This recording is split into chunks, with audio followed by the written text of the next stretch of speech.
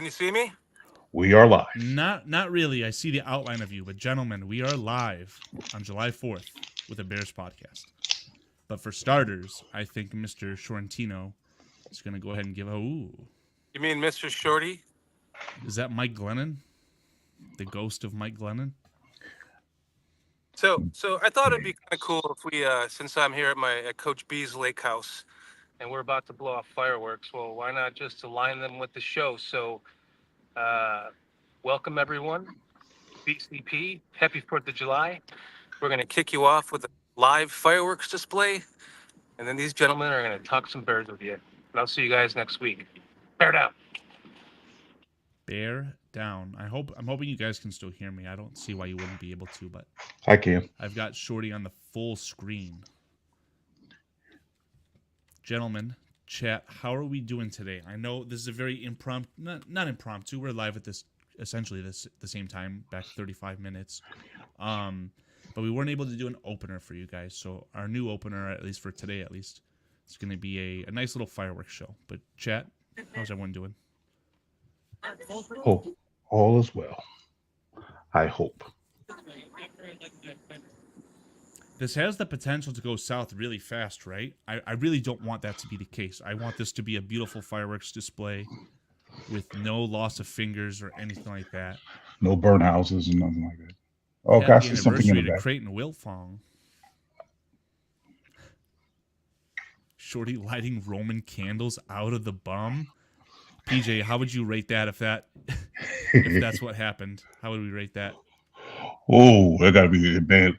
I see that smoke down there. You see smoke? Yeah, hopefully we're going to be seeing some beautiful colors here soon. Oh, whoa. I saw something shoot off to the left. Oh, no. Oh, no, gentlemen. Cliff Victoria is saying that there's a crazy amount of fireworks going off here in Florida. I think that Florida has no restrictions on them, do they? I really have no idea. I know that I see a fire. Los Angeles tried to disable them or ban them, but that definitely did not go over very well. Well, Illinois, we're technically not supposed to have any here. Yeah, in my opinion, it's only increased how much I see them, though, if we're being honest. Illinois border, Indiana border, here we come. That's how it's always been, man. That's how my family was. We got them from Indiana. Right. Just around the bed because we always go to Michigan. So STC, Mr. Mayhem, Antmus, Cliff Victoria, Creighton Wilfong. Bearski Film. Appreciate you guys joining us here in the chat. Yeah, thanks for joining, guys. We appreciate it. Once we get our beautiful fireworks display, which I'm hoping starts to fire off, so to speak, any second here. PJ and myself, we're going to work on a little exercise. We're going to be ranking some NFL quarterbacks and seeing just how good we think that Caleb Williams is. So, my apologies. I wicked all these together, and they're like really slow burning wicks. Wicked them together. Oh, boy. There we go. Okay. Now it's lit. That was nice. Okay. All right. Maybe a new I hope it's opener. not loud for chat either, but the audio sounds pretty good. This is Yeah. good. I like this. Pretty good. Aunt Miss asks if we have an ambulance on call for Shorty. He's hanging out with someone named Coach B, so I'm hoping Coach B has his medical staff on hire with him. But we'll see about that. All good sound-wise. Thank you, Mr. Antmus. I thought we was going to get a 10-minute show there, Mr. Shorty. That looked like a 2-minute show. More to come.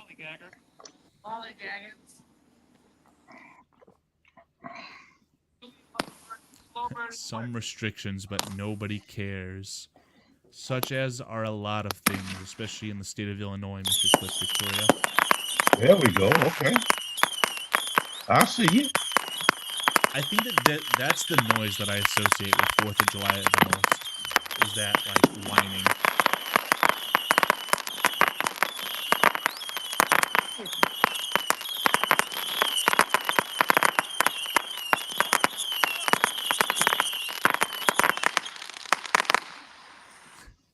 Premature. My thoughts exactly, Aunt Miss.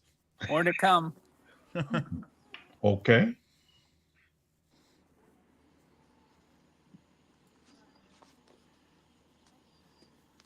All right.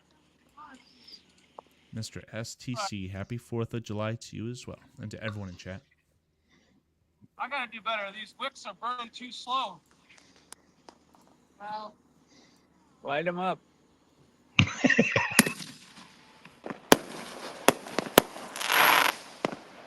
Excuse me.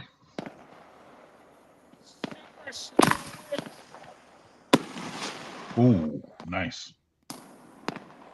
I don't know if we can relay that message to Dan Cliff, but yes, if we could tie a phone to the rocket, that would be content if I've ever seen it. Man. The bad thing would be that once it explodes, that phone's toast, and it sounds like it would end up inside of the water. So we'd get the trip up, but then it would just abruptly stop. Oh man, that doesn't look good to me. Now it looks like somebody gets themselves on fire. No, we're good. So it looks like he's got some wicks and they're traveling forward towards it. That's not going very high. Or is it? I can't really tell. That's a mortar. Yeah.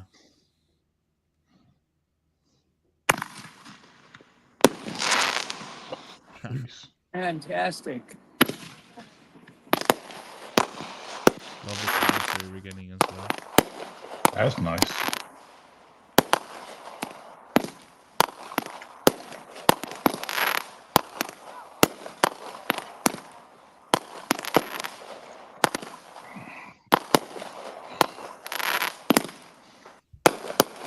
Yeah, I'd have to agree, Cliff.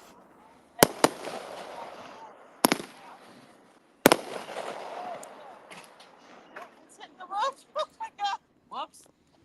Hitting our roof? No, it was a can that fell over. No. Sounded like something was hitting a roof. I sure hope that's not the case. Helps to have a metal roof. Oh, helps to have? What's that guy's name? John St. John Pierre for the Giants, defensive end. Jason Pierre-Paul. Jason Pierre-Paul. There you go.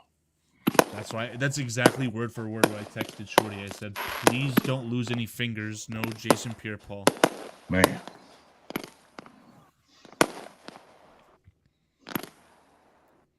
But I don't know about you.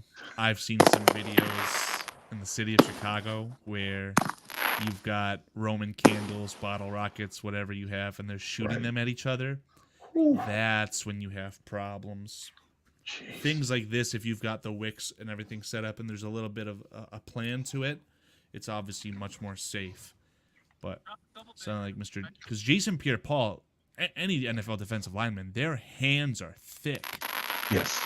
So I would have to imagine there would have to have been some M80 quarter stick of dynamite that had a little bit too short of a wick, and it's not I heard something he you'd held- be dealing with. I heard he held it in his hand or something. I'm like, why would you hold anything in your hand that's going to go off?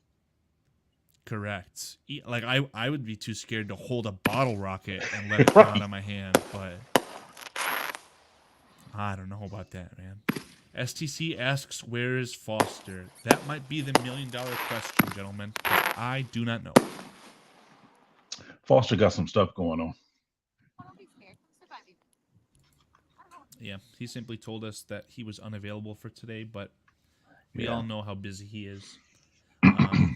For his sake, I hope that his troubles are soon over with the house. And we can get on to making some more Bears content when the season starts. Scottish Bears thought it was the Russians attacking. I put that on the screen earlier, yeah. I sure hope not. Can confirm, anyone listening, this is definitely not a Russian invasion. Just a very average Chicago Bears podcast on a July 4th holiday. We go through the ends of the earth to give you guys some content here. Shorty's out here doing fireworks live. Yeah, and what, 2 weeks ago was it? It was 2 weeks or no? Three. 'Cause our- 3. Yeah, 3 weeks because the previous guest was not Lester. So before that, we had PJ with the live content as well. See? Sounds like we're gonna have to go on a rotation next. It'll either be my job or Foster's job to provide us some live content before the season starts.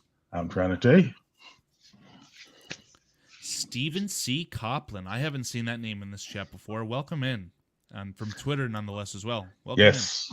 Welcome in, Mr. Copland. Stephen in. Happy C. 4th of July to Copland. you and to everyone else in chat. Yes. Happy 4th of July.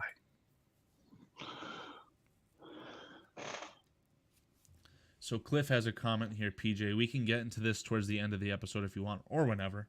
I don't want to act like I run the damn thing. Cliff, he's got some nice pictures of a steak that we might want to analyze. Oh, absolutely. Got to show some steak. He said, Absolutely. "Oh, absolutely." Well, that was sorted. I'm working on that right now. Yeah, I had my grandkids prepare some different meats for the barbecue today. They did an outstanding job. Unfortunately, I didn't take any pictures. Sometimes that's the best. When you just, that doesn't come to mind. You're just so in the moment and enjoying it. Yeah, Like this that's fireworks exactly what it display. was. Do it in the food segment. In true BCP fashion, unfortunately, it seems like that's how we should end it. And I say unfortunately again because I have nothing to contribute, and I wish I did. And that segment always ends up making me hungry at right before bed. So No, I have 2 left, but I'm waiting for his. Mr. Mayhem with the hot dogs, classic. STC, I don't know if you're asking PJ what was grilled, but I'll ask. PJ, I know you said some meats. What meats are we talking? Oh, are you ready? I think so. All I right. hope so.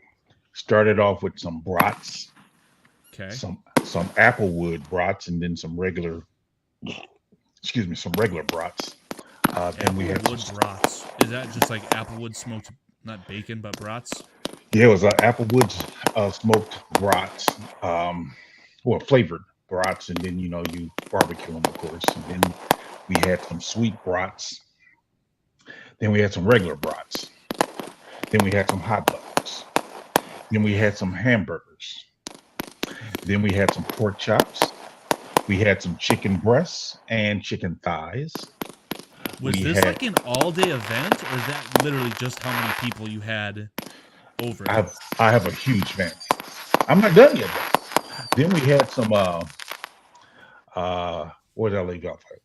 Chicken breast, chicken thigh, pork chops. Then we had some ribs, and my goodness, those ribs was absolutely amazing. And last but not least, had some ribeye steaks. That's it? That's it. Man, you had the whole kitchen sink, so to speak, prepared. It sounds like, man. Oh, That it sounds was great. It was a big spread. Yeah, it sure sounds like it, but that's pretty cool. So is that like you have to have multiple grills going, or was it just like a constant stream? What we did was I had 2 grills going at my house. My son grilled 2 slabs of ribs at his house and brought them over. Oh, We grilled 4 slabs of ribs here. 4 slabs of ribs here. So we did 4 at my house, 2 at his house. Then we did everything else here was grilled here. Started at 7:00 this morning. jeez. So when you had the ribs going and they're finished and ready to bring over to your place, are they just something you are able to quickly put back on the grill to heat back up, or are you putting them in the oven? Where you put them in a pan, one of those aluminum pans, and wrap it up in foil and bring it straight over because he only lives about 12 minutes from me. So Sure. nice. I like that. Yeah. So Oh, like you that saw roll that? It there. was a little bit of Bears colors right there, a little bit of blue and orange. I Yeah. like that. Oh, here we Nice. go. Yeah, they go up blue. The grand finale. Yes. That was nice. Heck yeah, this is a good show. Oh man.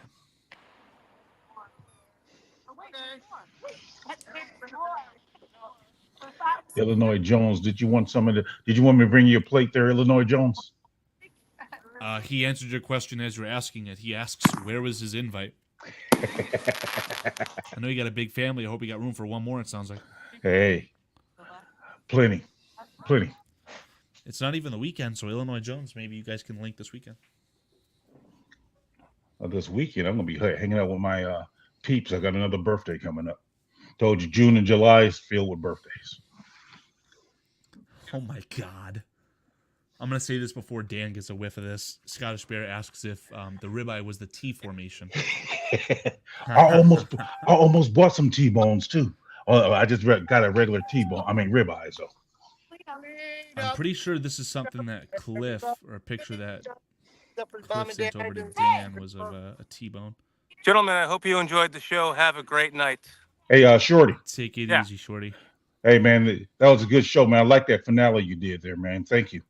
Man, I appreciate that. Thank you very much. You are welcome. Everyone is welcome. Happy 4th of July. We'll see you next week. All right, man. Enjoy Thanks, yourself, Dan. man. Take it easy. All right, man. You too, guys. All right, we're going to remove Mr. Sorrentino here from the stage. Perfect. So, guys, welcome in. Thanks again to Dan. We appreciate the unique opener. I don't know if we'll ever have one of those again, hopefully, but it definitely is fun to say the least.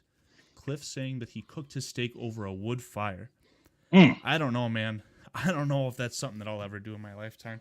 Cliff, you guys are a little bit out of my league right now with the food game. I got to step myself up. Cliff is the man. I'm telling you. Cliff is the true chef around here. I just play like I'm a chef because I stayed at the Holiday Inn Express last night.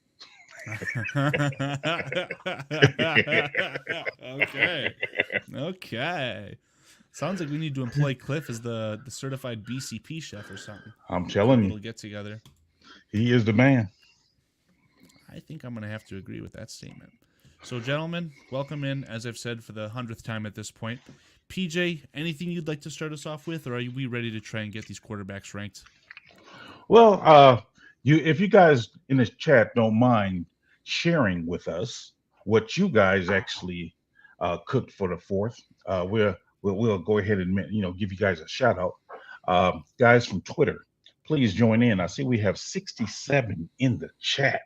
So thank you for joining us on Independence Day, spending your holiday with us this evening. So we appreciate it. We want to get you guys involved. So share with us what you guys cooked up. Yeah, the split says there's at least 52 people viewing on the Twitter machine. So thank you guys very much. I know we had a commenter earlier who's never commented before on our videos. Thank you so much. But if you guys are in the Twitter chat, please announce yourself as PJ requested. Let us know what you guys had for dinner. What you guys cooked? Did you order anything? I actually had brats as well that were cooked on our electric stove. So no fancy wood fire grill, nothing like that.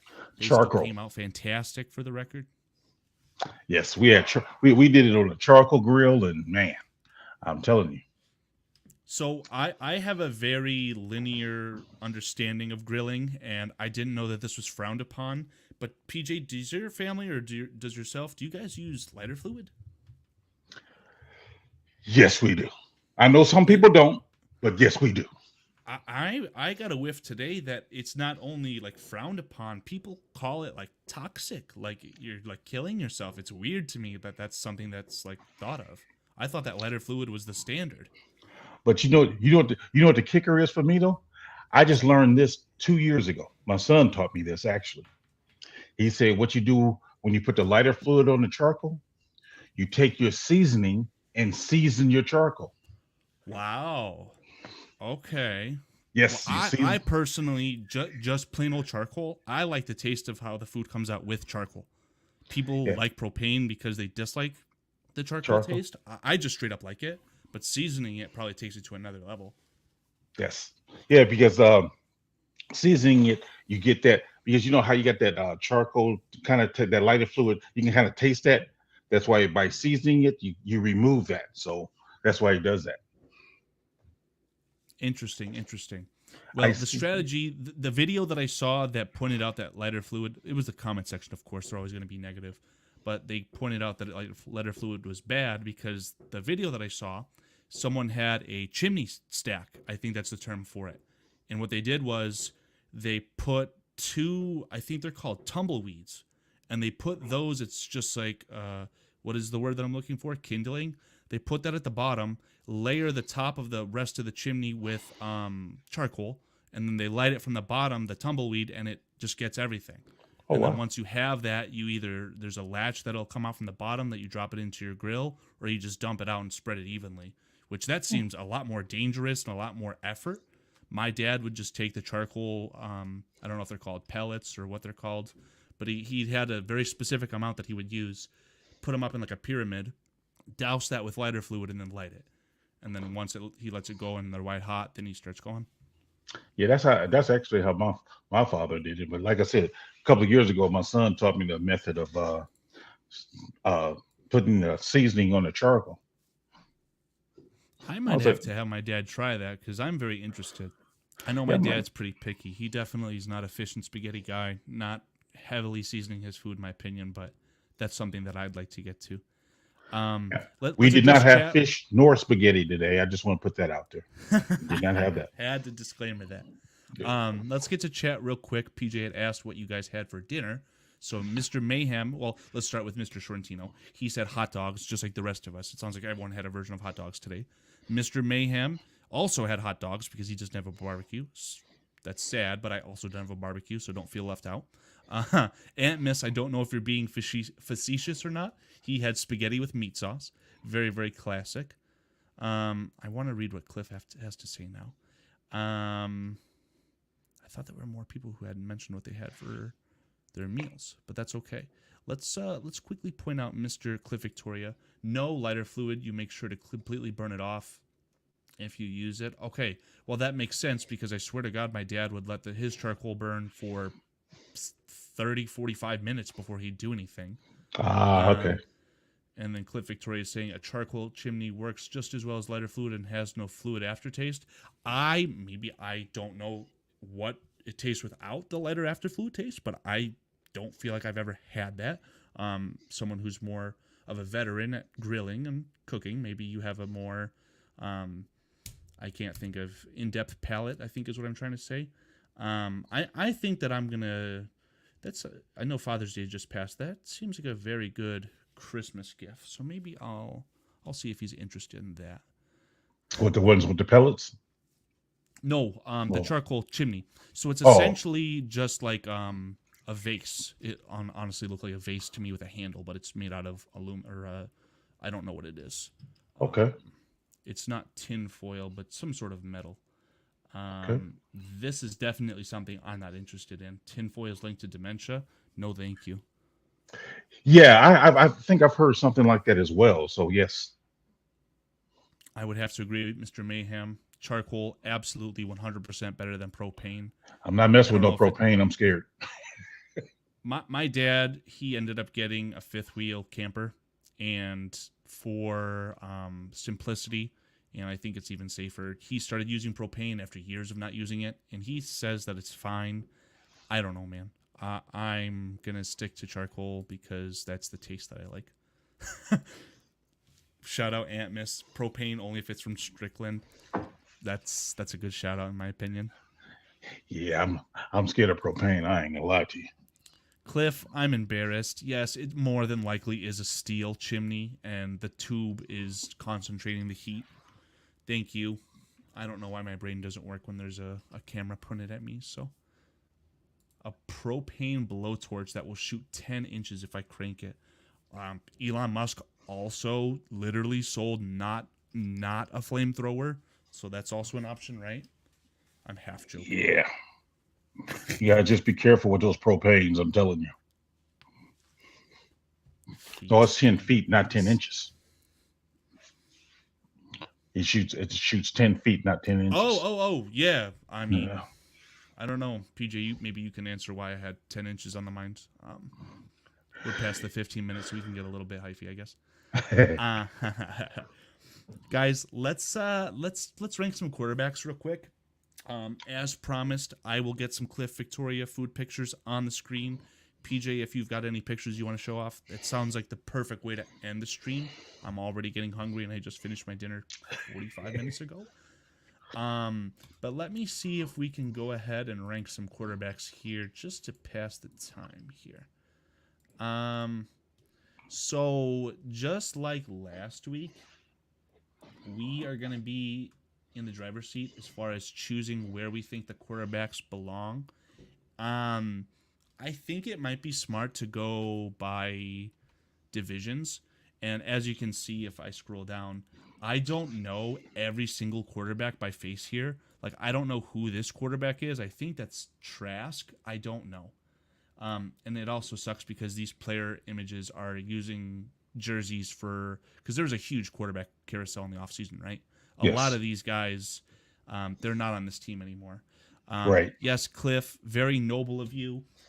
I will explain to anyone who's not able to decipher that. I think anyone in this chat is able to quickly decipher what we mean by these tiers. Mahomes is the gold standard as an S tier. I'll let PJ say if there's anyone else who he thinks is as good as Mahomes. But Illinois Jones, I just want to say, see you later. Illinois Jones, he says he's out. So, man, thanks for popping in, fella. Appreciate you. Yeah. If you guys are just stopping by just to say hello, I know it's obviously a holiday. Thank you guys for spending your time with us. We greatly appreciate it, and we hope that we're able to provide you with some enjoyable content and the flip side of that. But Illinois Jones, take it easy, brother. Thank you so much for stopping by. Jay Grizz and Brew House 7, thanks for joining in, guys. Appreciate you. Besides Mahomes, top tier. And we don't have to do it right now. If there's a name that immediately comes into your mind, I'm thinking that's Aaron fine. Rodgers. See, I'm not willing to do that just yet.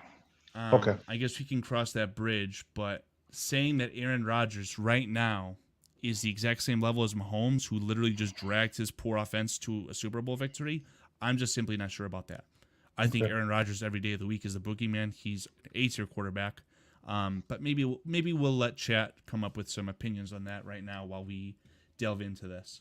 So let me see if I can grab all of the NFC North quarterbacks. I'm going to put everyone into the F tier so that they're sorted. Mm-hmm. And then I'll pull the graphic up and we will get them moved into where we think they belong. So, now, let me ask you this question. Are we doing it based upon where they're at now, what they could be, or what criteria are we using to rank them? I think just like what we did last week, we kind of graded the teams what we thought of them now so that we can go back at this time next year and say, wow, how silly of us to think that the Jets are a Super Bowl contender, whatever the case is. So I think that we should rank the quarterbacks how they are today. Okay. Let me give a shout out to Aldo. Aldo, appreciate you, my brother. Appreciate you stopping in, man. Hope you have a good time out there with you and your wife in and out. Okay, bro. All right, I got you, man. Thanks for joining us, Aldo, man. Appreciate you, man. You're mispronouncing his name, by the way. His name is Aldi. So, Aldo, thanks for stopping by, man. We appreciate it, of course. Let me see if we can get our quarterbacks. So the Chicago Bears on this graphic obviously have Bagent and Williams. The Packers have Jordan Love, and there's another quarterback who's a rookie, I believe, that they have. He's terrible, and I don't know his name, and I definitely don't know what his face looks like. The Detroit Lions have not Matthew Stafford, almost got me. They have Jared Goff, and the backup to Jared Goff is Hendon Hooker. Where's Hendon Hooker? I don't even see him. Is he the one with the orange necktie? Right because here. he came from Tennessee? This player right here, I want to say is Joe Milton, but this could be Hendon Hooker as well. I don't know. Okay. I gotta point out, Aldi, that's just straight up wrong. I think that it's the opposite. I think that only communists like Dan Aguirre are the one who say, oh, his name is Aldo. What kind of name is Aldo? It clearly is Aldi.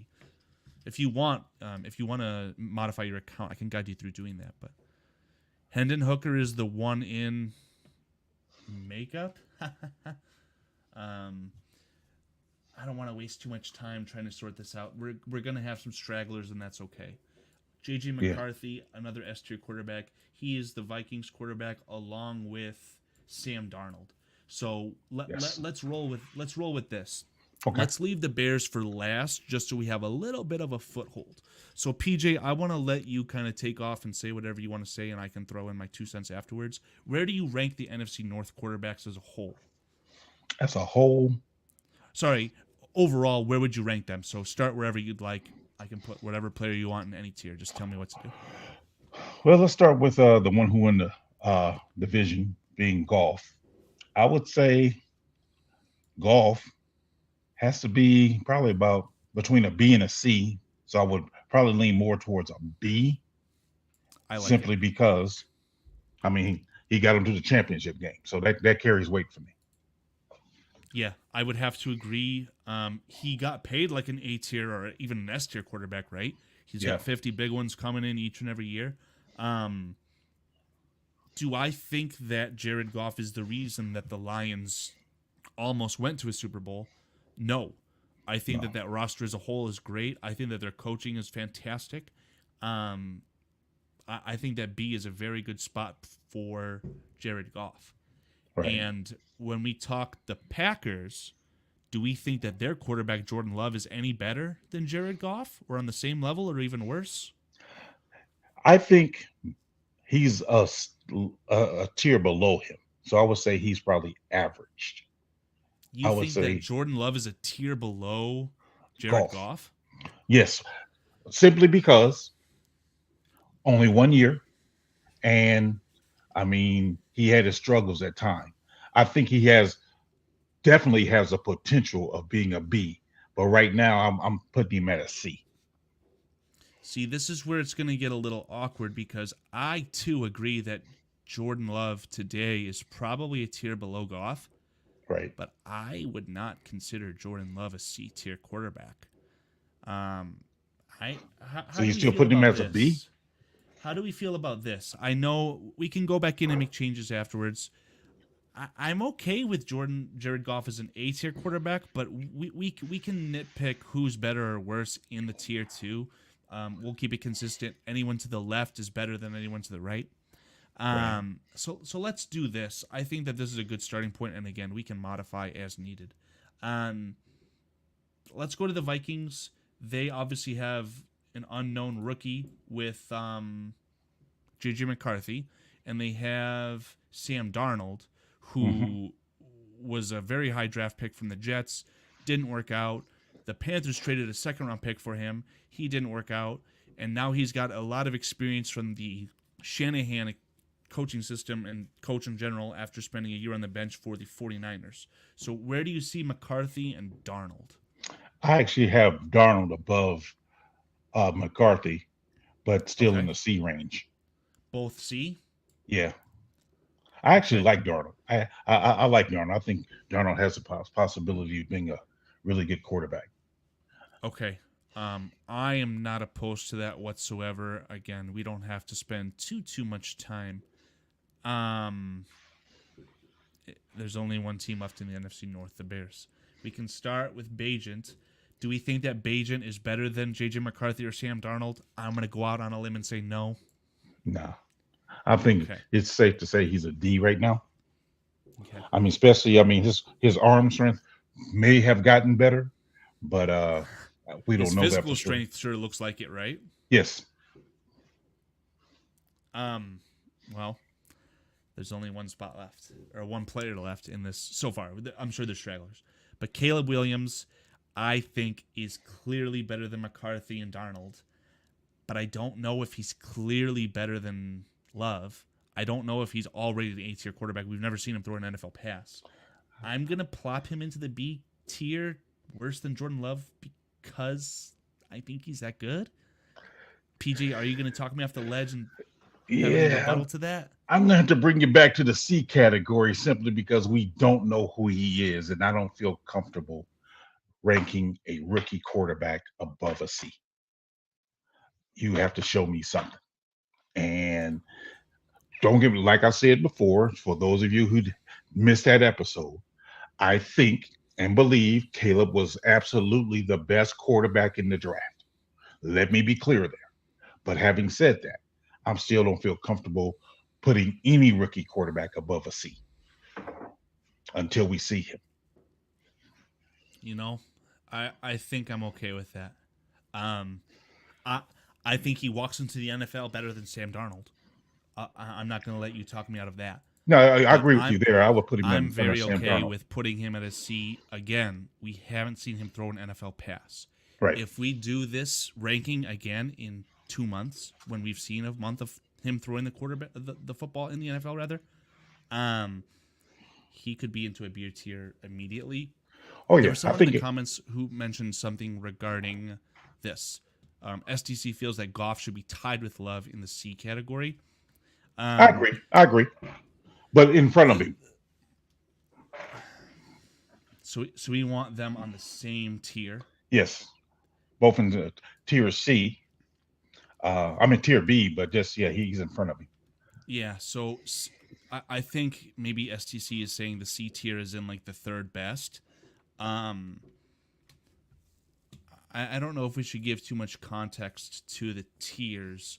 Immediately, when I think of the S tier, I think of a quarterback that is winning a Super Bowl for you because of them, not with them, but they won because of them. And there's not too many of those quarterbacks, believe it or not. Let's keep it like this because, again, I don't think Goff is very good. I think that Love actually is, unfortunately, pretty good to have Really? came on that strong at the end of the season. But I don't think that they're anywhere close to being a quarterback that you're winning a Super Bowl because of. Yeah. No, Bearski. Jared Goff is getting paid like an S tier quarterback.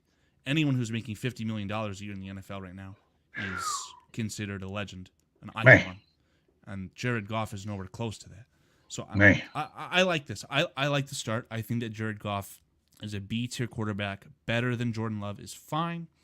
And that would unfortunately mean that the Bears only have the third best quarterback in the NFC North. But there's a lot of time until we have to have that change. We're going to keep the Justin Fields situation, I think, until the end. Let's see if we can figure out the NFC East. So the NFC East would consist of quarterbacks like the Eagles starting quarterback Jalen Hurts and their backup Mariota. Actually, Mariota might even not be on that football team anymore. Yeah, I don't even know who their backup is right now. We might need some chat help, or I'm going to have to get my Twitter fingers rolling here. Like I said, there's going to be some stragglers, and we don't honestly have to rank each and every one of them. You got Dak. Dak Prescott, Daniel Jones, and then the Commanders selected Mr. I don't even know if I see him here. I don't see him there. I don't. Jaden Daniels. Yeah, Here he is. Daniels. He got like the top row, right next to neck, right there. Yeah. Okay, we'll come back in. We could give Don Burr some screen time. Classic. You cannot like Goff, but tell me what the stats, accolades, and accomplishments say. Just to rebuttal that, and this is a point that I've been wanting to make regarding stats and accomplishments.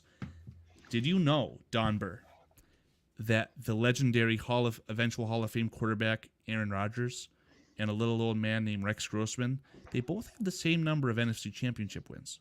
So you can take your accomplishments and accolades and shove them where the sun doesn't shine. Goff, he's proven what? That seems like an uncompleted sentence there, Don Burr. I'm going to go out on a limb and say that Goff has proven that he can't beat a team in the Super Bowl that only scores 10 points. I believe that was the Super 13 Bowl to 3, wasn't Patriots. it? 13 to 3. 3? I thought it was 13. So he couldn't even score 10 points in this modern NFL because that wasn't too long ago, right? No, it was just a few years ago. Pretty recent. Yeah. If you can't score that many points, I mean, I don't know. I think that our start so far is flawless. Maybe I won't worry about the backup quarterbacks too much. I mean, I would like to rank a guy like Tyrod Taylor, but I don't even know who he's the backup quarterback for anymore at this point. Might be the Bills. So let's just go back. I'm going to start and say that Jane Daniels, again, a C-tier quarterback just because we don't know what he is yet. Exactly. As PJ said, do we think that Jane Daniels is better than McCarthy or Sam Darnold? I think he's better than McCarthy. Um, Sam Darnold, like I said, I I'm curious about him so much so because he was drafted pretty high. Then he got a chance to sit behind on Shanahan's team for a year. I'm actually expecting some good things out of him. Honestly, I do. Okay. I'm okay with it as I point to my Michigan cap.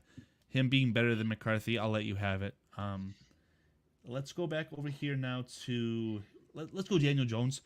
Do you think that Daniel Jones is also a C-tier quarterback? Because I have an opinion, but I want to hear what you have to say first. Yeah, I kind of do. I kind of do. I thought Why? he started off pretty decently, but then he kind of fizzled, and then you have the injury in there. Not that injury should hurt him, but I really just haven't seen much of him. So, yeah, I'm kind of like in that C category there for him until he shows me something. Okay. I'm gonna put him at the end of the C-tier category. I know that you probably don't like Daniel Jones being ranked below rookie quarterbacks, 3 rookie quarterbacks right off the rip. And that's fine. I don't know if I care. Just Yeah, because I mean, I think yeah, that Daniel Jones is a D-tier quarterback. I think that he is bottom of the barrel. Another terrible, probably one of the worst contracts in the NFL history, really. along with Watson. I think that Okay. he's a terrible quarterback. I really, really, really, really like the wide receiver that they drafted. I honestly think that I like Malik Neighbors more than Roma Dunze. Wow. But I don't Okay. even know if he's good enough to save Daniel Jones, especially with the loss of Saquon Barkley. That Giants rushing or offense is not going to look pretty, in my opinion. I don't care what you have to say about that. How do you how do you feel about the coach? Do you think the coach can get Dable? yeah? Do you think he can get more out of Daniel Jones? I don't know if he wants to. I think he Oh, could, and I do think that Dable is a good coach. Obviously, in his first year, he took them to the playoffs, right? It hmm reminds me of what happened with the Bears with Nagy. But I don't know, man. I think that Daniel Jones is probably as low as it gets. I'm not a huge fan of him. I think that at the end of the C tier category is just fine by me. okay. Um, I'll let you pick, PJ. Do you want to talk about Dak Prescott or Jalen Hurts next? I want to go with Jalen Hurts. Okay. What do you think about Mr. Jalen Hurts, the starting quarterback for the I'm Philadelphia liking Eagles? Jalen Hurts as a B, as a high B, actually. Better Reason than why I both of say these a high, guys? yeah, reason why I say high is because like you said, with golf wasn't the reason why uh they got to the NFC championship. He was just surrounded by a good team. Whereas I think with Hurts, he's the reason why they got to the NFC championship a couple of years ago with his running as well as his play on the field. So that's why I would put him above golf. Okay. Um, I don't know if I can disagree with that. I personally hate the Eagles. That doesn't mean that Jalen Hurts is a bad quarterback.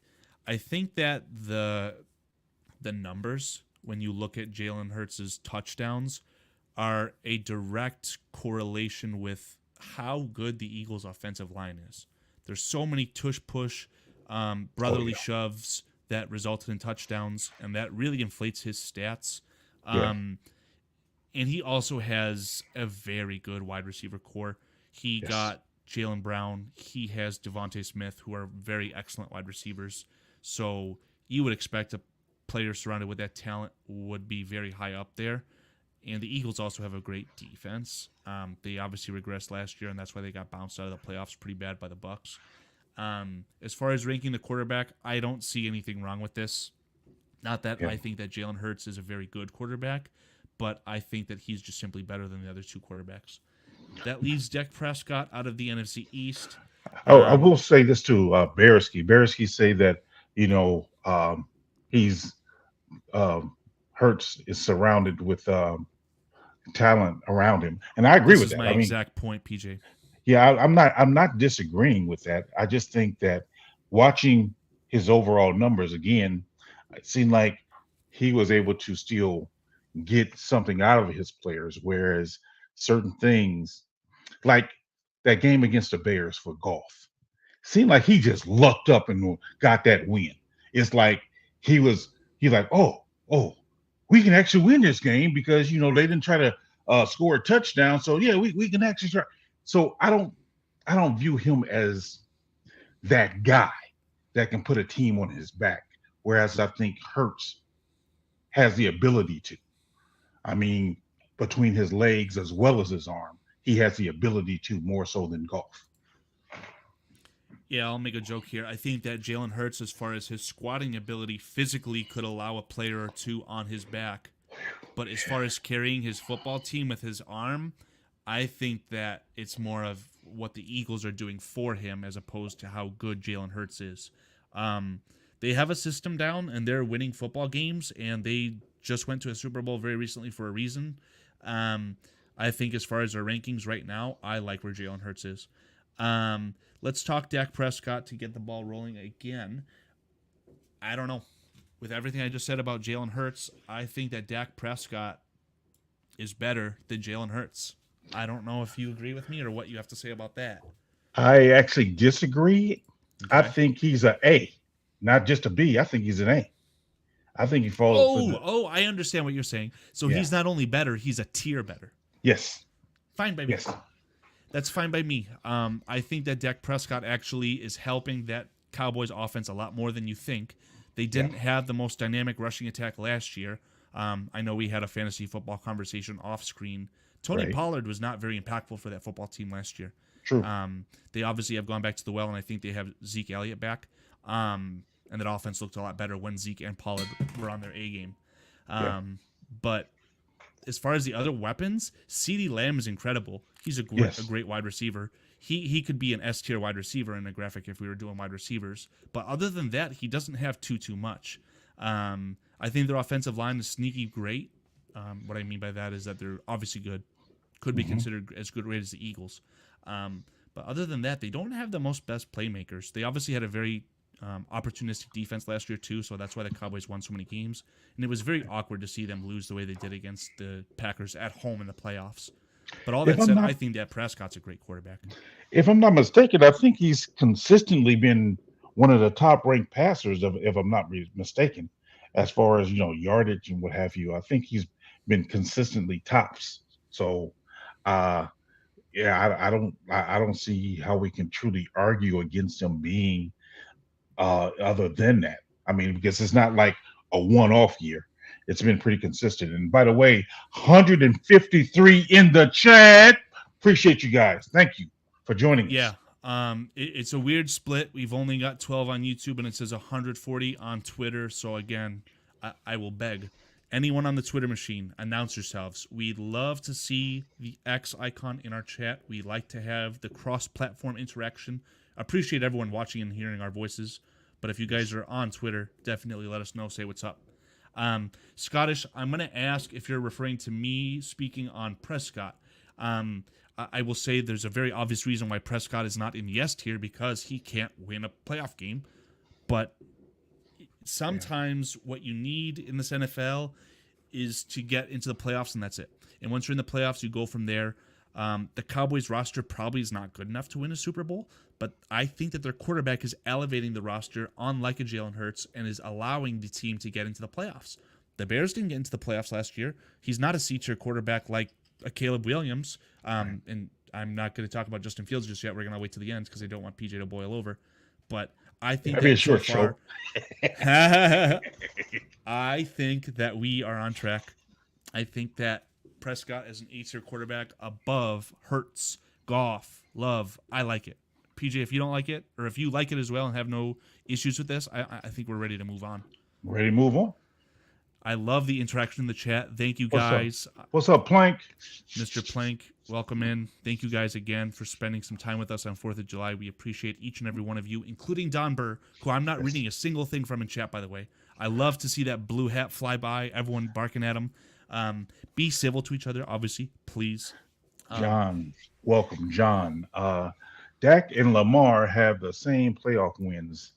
Okay, that's fair. Do you mean Lamar Jackson, who has multiple MVPs? Yes, but I'm playoff being wins. silly there. Yeah. We'll talk about the AFC quarterbacks in a little bit. We'll talk about Lamar Jackson in a little bit. Plank, bear the fuck down. Let's move on to the NFC Do we want to do the West or the South? Does it matter? Yeah, it doesn't matter. The NFC South consists of the Saints starting quarterback. Derek Carr. Yes. Who's some? You got Andy Dalton. He's in Carolina. Right, and along with that, we have Mr. Bryce. Bryce. Yeah. Oh my God! Is Atlanta, you Jameis have Kirk Winston Cousins. is definitely on the Saints, right? Jameis Winston is on the Saints. I don't know anymore. I don't want know. to say yes. It doesn't matter, but Right. What about the Falcons? They have obviously Kirk Cousins, and they have drafted Penix. Michael Penix, and then the Buccaneers just re-signed Baker Mayfield, and they have I think this is Trask. If you guys want to let me know if this is Trask, I think Trask is going to end up in the F tier, so I don't know if it matters. Right. Am I missing any other starting quarterbacks out of the NFC South? No. I think you got everybody in their backups there. That matters. Yeah, I think that we're good. I think we have everything covered. I don't know where Garoppolo plays. I'm going to look that up. Please, if you could, PJ, start. Garoppolo plays with the Rams. Garoppolo does. Thank you. You are correct. That absolutely is correct. Perfect.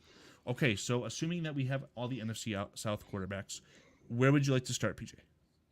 We can start with Trask right there. I think he's going to stay in the F category for me. Fine by me. Because I haven't not heard anything about him. Baker Mayfield, I'm putting him in the B category. Are you okay with it at the end? Because if so, yes. I agree. Full stop. Yes. Baker Mayfield is an awesome story. He was the first overall quarterback, and when the Browns took him, there were jokes made, there were laughs had, and all he did was earn himself a bunch of opportunities with the contracts. He won over the Cleveland fan base temporarily, and they were a good team. And then something happened. They lost a playoff game. Something happened, and the whole team turned their back on him. I think Stefanski, maybe a little bit of an egomaniac, kind of threw him under the bus and said, let's just give all of our first-round draft picks for the next 3 years away and give a man who is in jail, or should have been in jail, $200 million fully guaranteed, is a silly move, and I'm very proud of Baker Mayfield for what he's done. That said, I don't think he's any better than Goff. True. What about the Saints? What about Derek Carr? Do we think he's worth a damn? I do. I think he's a B, but a lower tier B. Simply because he put up some good numbers. I mean, I don't know how much further room he has to grow, but I think because of his success before, he's there for me as far as a B. Because if I'm not mistaken, I think he threw over 4,000 yards a couple of times, and that's what I'm looking at. Like, okay, well, that ranks as a lower tier B for me. I want to reiterate, I think that we should do these quarterback rankings on what we value them as today. Do I think that Derek Carr has had a successful NFL career? Damn right.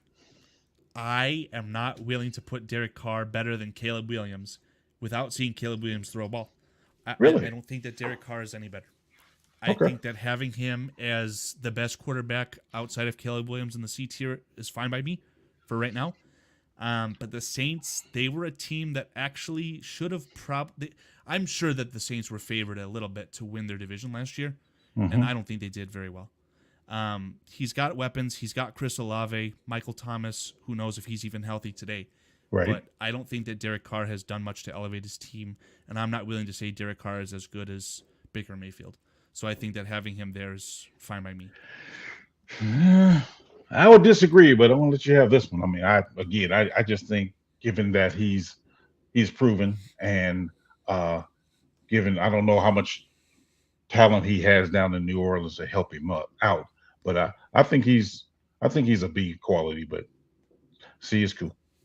Okay, Mr. Mayhem, just want to clarify what I'm doing is I'm grouping these quarterbacks by division and I'm pulling them up into the F tier for your viewing pleasure. I don't think that Michael Penix or Kirk Cousins are an F tier quarterback. We're in the process of ranking them, but bravo to you. And I also like this comment from Jay Grizz here. Again, please chat, be civil to Don Burr. He's a football fan just like all of us. But if Don Burr was to chew on some fireworks, whether they're lit or not, I don't know if I would care. Let's talk Jameis Winston. I think he also deserves to be in the F tier. I don't think he's as good as Bajent. Actually, hold on. I think he's better than Kyle Trask, and that's all the talk that we need to do about Jameis Winston. Well, I think he's more of a D. I think he's more of a D because of his success before. I can't discredit his success before. I mean, him throwing over 4,000 yards before and 30-something touch or whatever it was. So I can't put him as an F because Trask, I have nothing on Trask. Whereas Jameson, I have something. Okay.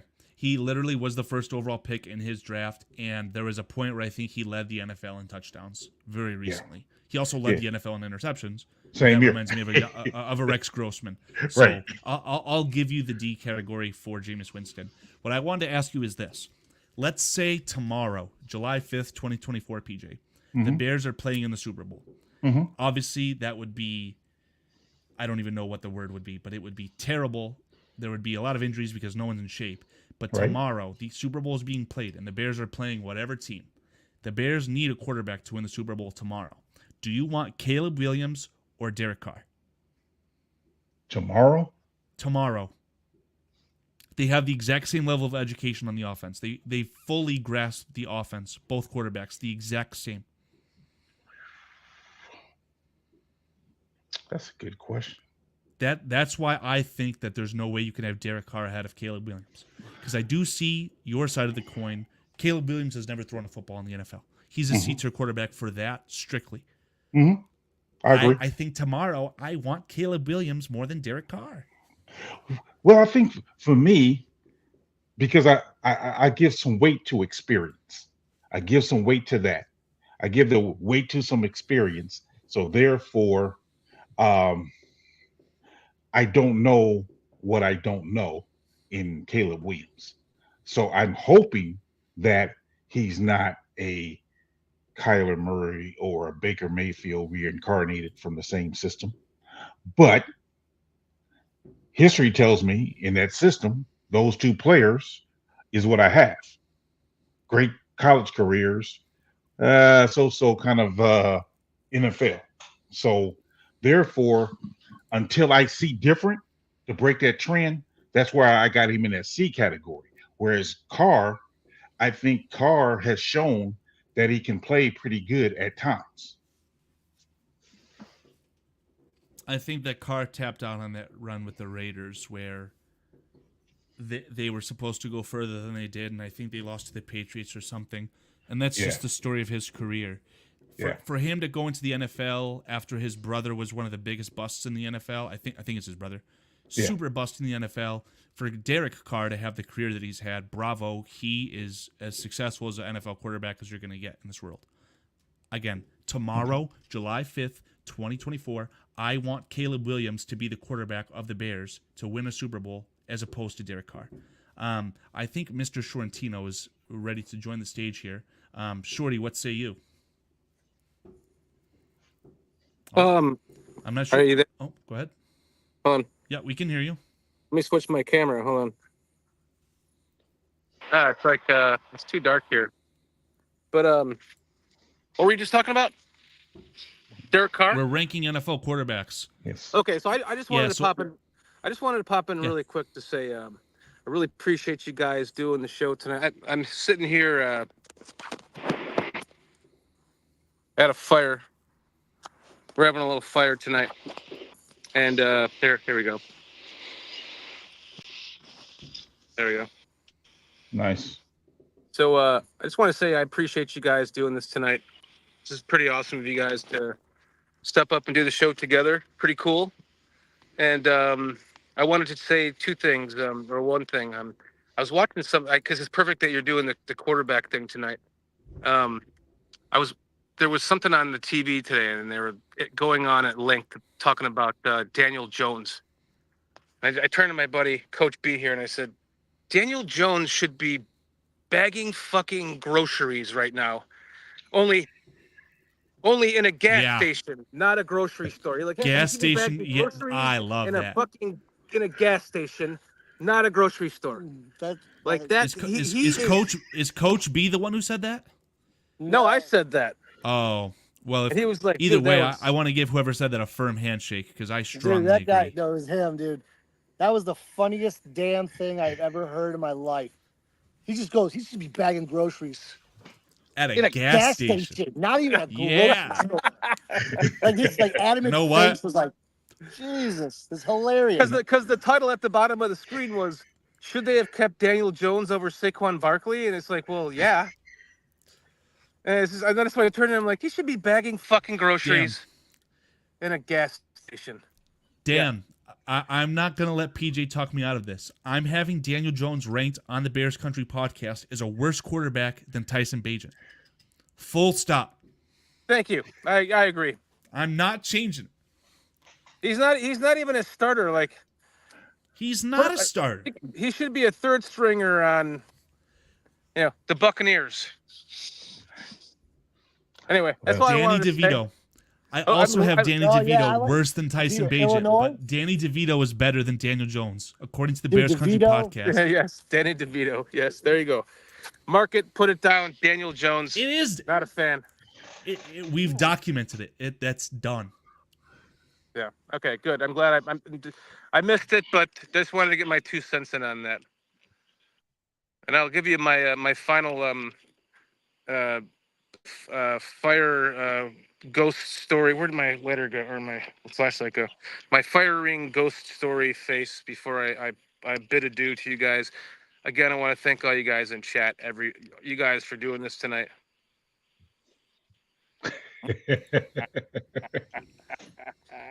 We're gonna have to get that on a thumbnail for sure. Thank you for that. But seriously, appreciate all you guys in chat tonight. Appreciate you guys for doing this in my absence. Really do. Just wanted to say that one more time. You guys are doing a great job. I've been popping in and out and paying attention a little bit. So excellent show, guys. Appreciate it. Love all you guys. I'll see you guys next week. I just want to get my final bit of adieu here. So Enjoy yourself, my man. Take it easy on the White Claws, Danny. Ah, Then you have it. Then there's that. this is the Costco version, though. I was looking for the blue buzz balls today. I couldn't find them at 7-Eleven. I was pretty bummed. I was bumming. buzzballs. This is the free Kirkland brand plug. Where is Hashtag not an ad. The free Kirkland brand plug. There you go. As verified. Oh, by Dan, I totally forgot to do the PSF and BetUS intro. You want to take care of that for us real quick? Oh yeah, guys. Let's remind you guys, if you're going to bet, make sure that you use BetUS. Every sports bettor's favorite sports book. They've got a ton of perks, and they really take great customer care of you. So if you do like to bet, please make sure that you use BetUS. It will help the show. And also, don't forget to download the PSF app today. Find that Bears chat room. Hang out with Lester Wiltfong and I as we gamecast Bears games from that app this season. It's going to be a lot of fun doing that, making friends with Lester Wiltfong and finding out we both went to the same high school. We are RL, right, Coach B? We are RL. We are RL. That's it. You guys have a great night. Love you guys. See you later. And if Take you're it gonna easy, bet, Dan. please bet responsibly. Thank you, PJ. Damn Thank- straight. Bet responsibly and drink responsibly tonight, Dan. Oh no, tonight's off the rails. Today we're going to True Players. Yeah. We're hitting up the strip clubs on the other side of the lake. As long as you're walking. Just make sure you got an internet connection. Join the podcast. We'll keep it going. Hey, I was born on Christmas, so I can walk across water when it's frozen. Right. Great show, guys. Much love. We'll talk soon. See you, buddy. Take it easy. Bye-bye. Mr. Dan, thank you for that. Okay. Aunt Miss PJ, I wanted to point out he's clamoring for a PJ and Karl go to Target episode. Might be something, I don't know. It might be my turn to provide the live content, but I don't know, boys. Hey, I'll tell you what I'm gonna do for you guys. One of these days, I'm gonna get my grandsons and I'm gonna get them on a practice field and record it and show you guys them on the practice field. Yeah. I will do that for you guys. Either that or record some content and then we can put it up as a video. That would be awesome. Oh, I actually got some highlight. I got a highlight reel. Uh, we have to probably show another video, and then I'm gonna have to show you how to get to that video off the air or something. Yeah, if anything, you could send it via email to Dan, and then that'd be very easy once it's on the computer to be able to get onto the stream. I'm just going through a quick run through on chat. I haven't seen anything, Facebook. That's what I was PJ, trying that to looks. think of. Nothing in chat looks egregious right now, but someone was clamoring to get rid of the trolls. Yeah.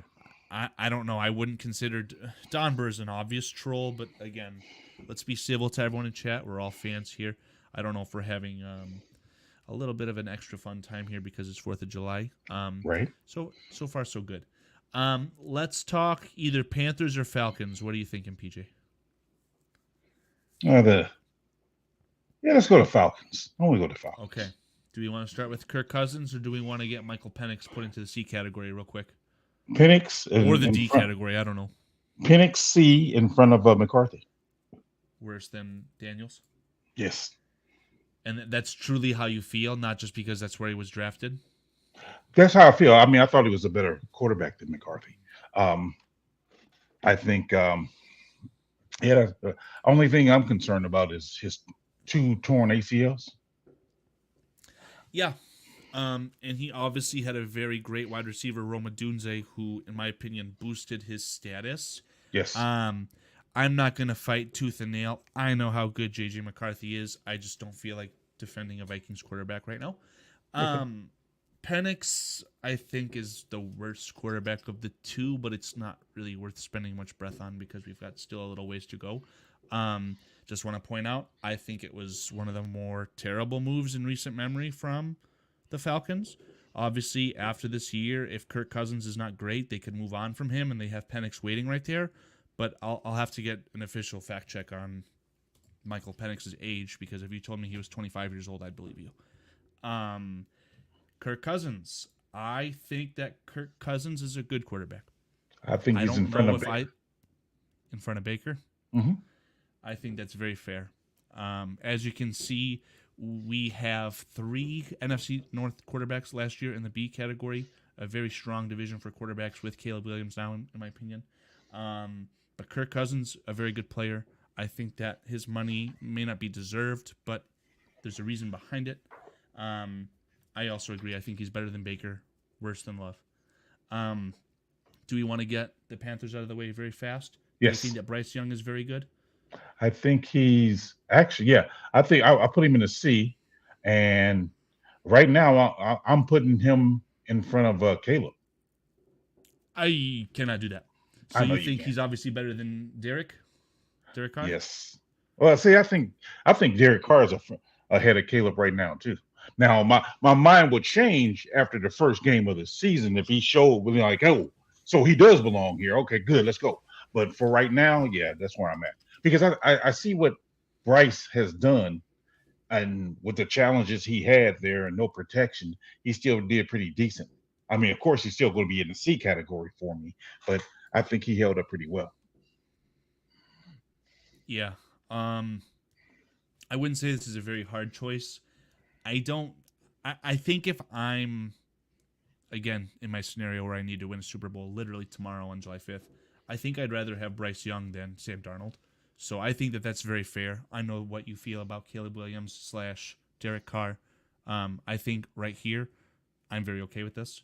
Okay. And then Andy Dalton, everyone's favorite Bears quarterback. I think he's a D-tier quarterback as well. I agree. Do we think he's better than Daniel Jones? I think, I'm still, Daniel Jones, I'm still thinking that, because of Dable, his coach, I think he can do okay. I think Daniel Jones is, I would probably put Daniel Jones ahead of Bagent because of Bagent's lack of arm strength. But Andy Dalton's, yeah, he's definitely in a D category. I guess where you got him, I'll put it with that DeVito guy. He's behind Jameis, you ask me. I think he's last. I'm willing to do this. I think that you could probably say that Jameis could be as effective for the Giants as their starting quarterbacks currently. Do I think Andy Dalton is better than any of them? Again, it's not worth much debate. Right. I think that Andy Dalton was a great idea when the Bears tried to sign him, and then they really Actually, no, I can't remember that situation whatsoever because did they already have Foles? Yes. They had Foles, then they brought So in. they had Foles going into the year that they drafted Justin Fields, but Mm-hmm. they also signed Dalton that year? Or Yes. did Oh my god, this Bears are so silly. I don't want to relive that experience anymore. We're gonna move on. Now we are talking the NFC West. I know you made a comment about Kyler Murray. Obviously, in the NFC West, we also have Brock Purdy. We have Geno Smith, and the Rams starting quarterback is Matt Stafford. You also informed me that Garoppolo was the backup for the Rams. Mm-hmm. And as I go through the list systematically here, I don't know if I see any more NFC West quarterbacks. There's a straggler. We found Kenny Pickett, who is the backup for the Eagles, so we can talk about Kenny Pickett, I guess, in a second. Right. Spencer Rattler is also on the NFC. He was drafted by the Saints, so we can talk about Spencer Rattler. I don't know where Ritter went. I think he is potentially still on the Falcons, or is he a free agent? I thought they traded him. I can't remember where though. They had to have gotten rid of him. Yeah. Oh my God, this BYU quarterback could be the backup for the Packers too. But again, I don't know if it's worth talking about. Right. Let's roll with this. I want to hear what you have to say about Kyler Murray, because you made a comment about him a second ago where you think, oh, he's a system quarterback, not that good. But where would you rank him? He has put up some decent numbers. So I'm probably a lower tier B, probably a lower tier B. Put it this way, I would put him behind Baker. I'm just not overly impressed with him. Maybe he'll do better this year, seeing as though he has Marvin Harrison with him. But I have not been overly impressed with where he's been so far. I think that Kyler Murray is a great player. I think that the stuff with his off-the-field Call of Duty shenanigans, either his training or his steadying clause in his contract, something like that, I think it's all overblown. I think that those Arizona Cardinals rosters recently have been pretty terrible, and he obviously plays in a strong, strong division with the Seahawks and the 49ers. Yep, I he think does. I would rather have Kyler Murray than Baker Mayfield. We talked a little bit about how good Baker Mayfield is and how happy I am that he was able to come back from a bad situation with Cleveland. Right. But full stop, I think that Kyler Murray is better than Baker Mayfield. I don't think he's better than Kirk Cousins, though. Let's leave Brock Purdy. Let's talk about Geno Smith real quick. Do we think that he's also on the same tier, a B tier, or do we Yes. think he's more of a high C tier? I think he's more of a B. I mean, again, if he had been just the fact that he's had experience and now he had a breakout year, that gives me B notions, because it's like, okay, we've seen the worst of you. Now you showed a better version of you for not just one, but the last 2 years. So therefore, I'm more of a B for him because he's shown it over 2 years and not just 1 year. Caleb Williams very well could be saying, I've seen what you've done for others, a.k.a. Geno Smith, and I want that for myself, a.k.a. a Pro Bowl season. But I am going to go out on a limb. I know you don't like it. I'm going to have Geno Smith worse than Caleb Williams. Again, the same argument I've made all day up to this point.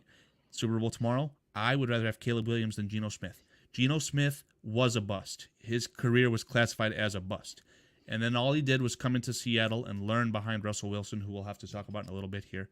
I think that Geno Smith, at its core, is a very good quarterback. But the Seattle Seahawks have a good offense, and there's pieces around them. And I think that if you put Caleb Williams in that Seattle Seahawks situation last year, especially coming off of that Heisman run that Caleb had. Obviously, he couldn't come out of the draft at that point. But I think that Caleb Williams would have been a better quarterback for the Seahawks this past year, than Geno Smith was. Well, I think the potential's there. I just, again, because he's a rookie, as in any other rookie, I'm just like, you not going to get above a C from me. I don't care if you're Andrew Luck. You're not getting above a C from me because I haven't seen you play yet. I mean, once I see you play, like I said, after the first game, he's commanding the offense. Different conversation then.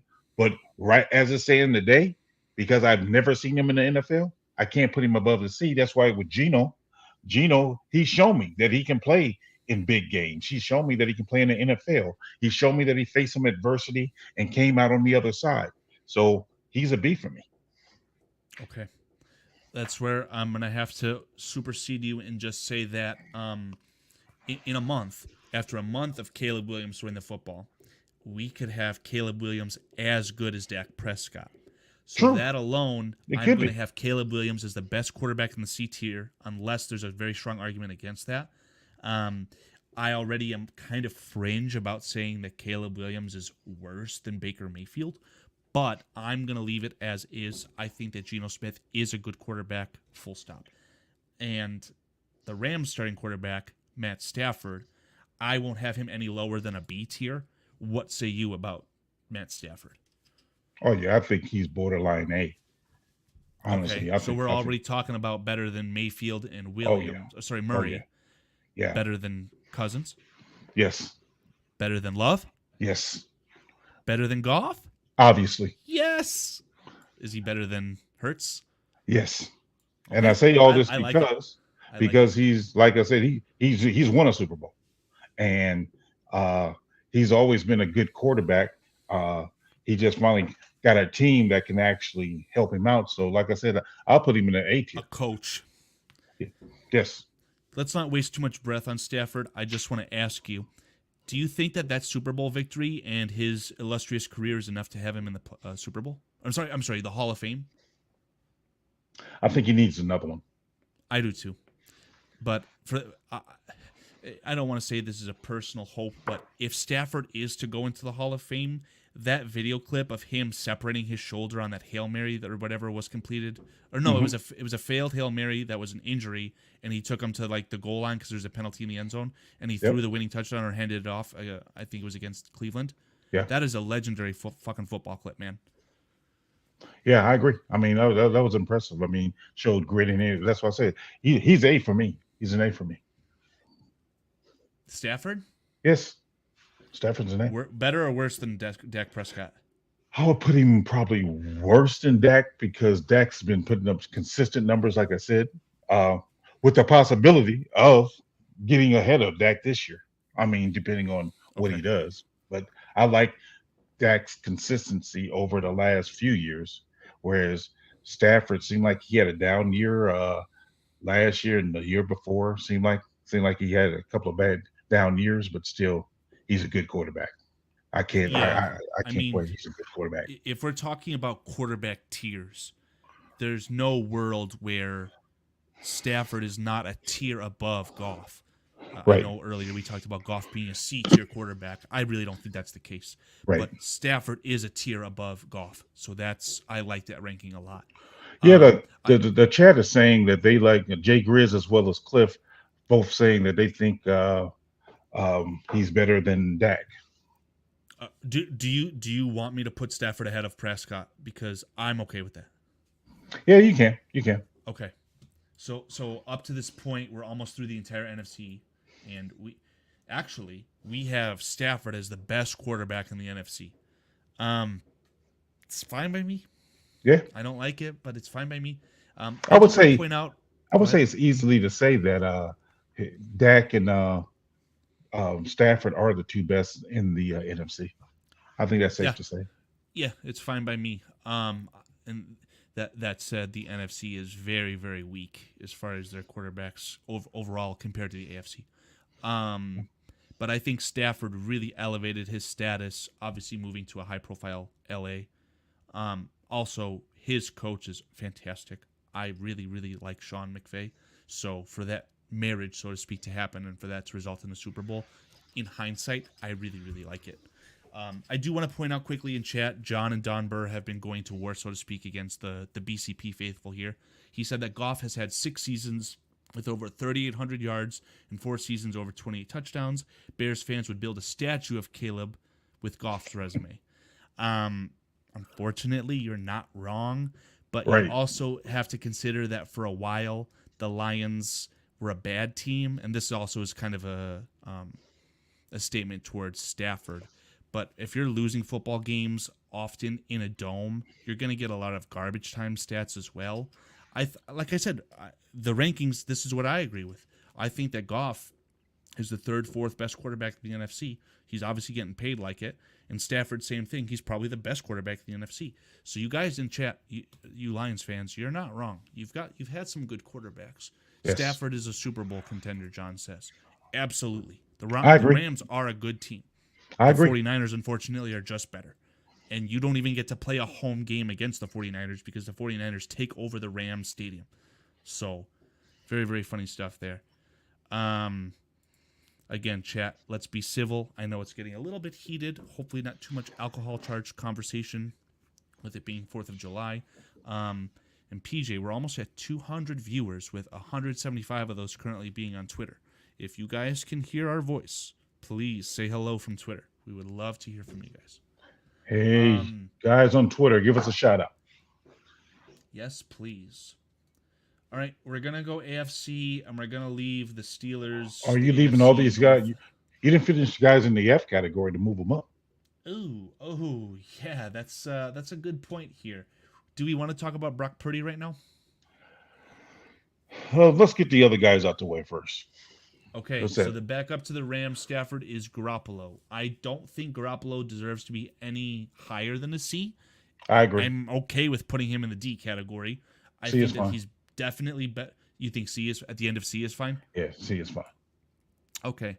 The Garoppolo experiment in Las Vegas obviously did not work out. Right. Let's take care of the stragglers, I guess, before Purdy. Right. Kenny Pickett was the starting quarterback of the Steelers last year for a little while and ultimately got traded to Philadelphia.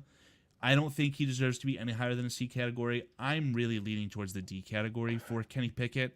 And my bias aside, I think he's better than Bagent. Do you think he deserves to be in the C category? I don't know. I truly haven't seen enough of him, but I guess I'm okay. I'm okay with the D where you got him with the top of the D. I mean, yeah, he could. Whoa! Pause. The top of the. Don Burr, I'd love to drink, man. I told you, Chad. I tried to get some of those blue buzz balls, some Lions buzz balls from 7-Eleven. It just didn't work out. Speaking of Kenny Pickett being top of the D, I agree with it. What about Spencer Rattler? He's another rookie quarterback. Do you even think he deserves to be in the C category? I think he's a D category. Yeah, I put him in a D because I know I haven't seen nothing that appeals to me about that guy right now. So yeah. I think that if I wanted Spencer Rattler to go to the Rams because I think that Rattler was a very high prospect, and he obviously lost his job Oklahoma or got kicked out. He left Oklahoma because of Caleb Williams, I think is the narrative there. Right. But I think he has potential that probably will never get fully unlocked. And going to the Saints, I don't think is going to do him much of anything. Let's talk about Purdy because Purdy is a polarizing quarterback. Yeah, he was is. Mr. Irrelevant. Almost won the Super Bowl as a rookie, as our Mr. Dan Sorrentino thinks that Caleb Williams will become the first player to do that. But I think that Purdy is a B-tier quarterback. How good do you think Purdy is?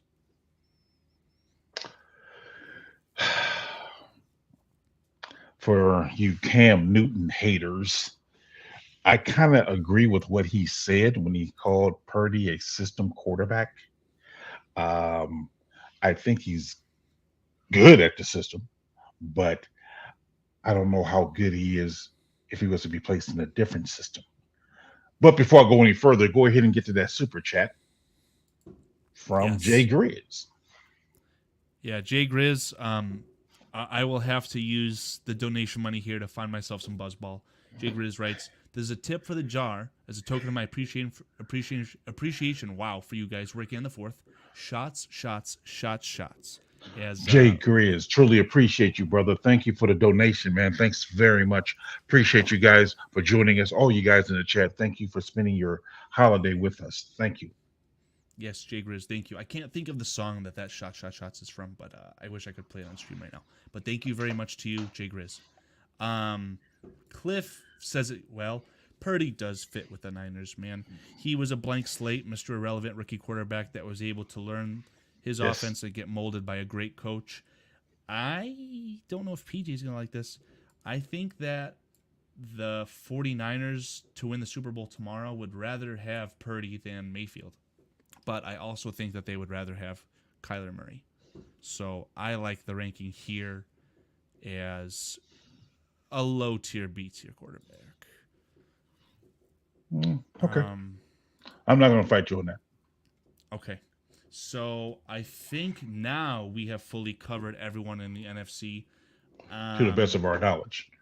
And some of these there's players going to don't be know some where they at. stragglers, just as we discovered. So we'll get this sorted out. We're going in. Let's talk not the AFC North. Let's go to the AFC South. They just had a huge payday with their Trevor Lawrence quarterback, who I can't find. There he is. And the backup to Trevor Lawrence is the former starting quarterback of the Patriots. Why can't I think of his name? Because it's Mac Jones.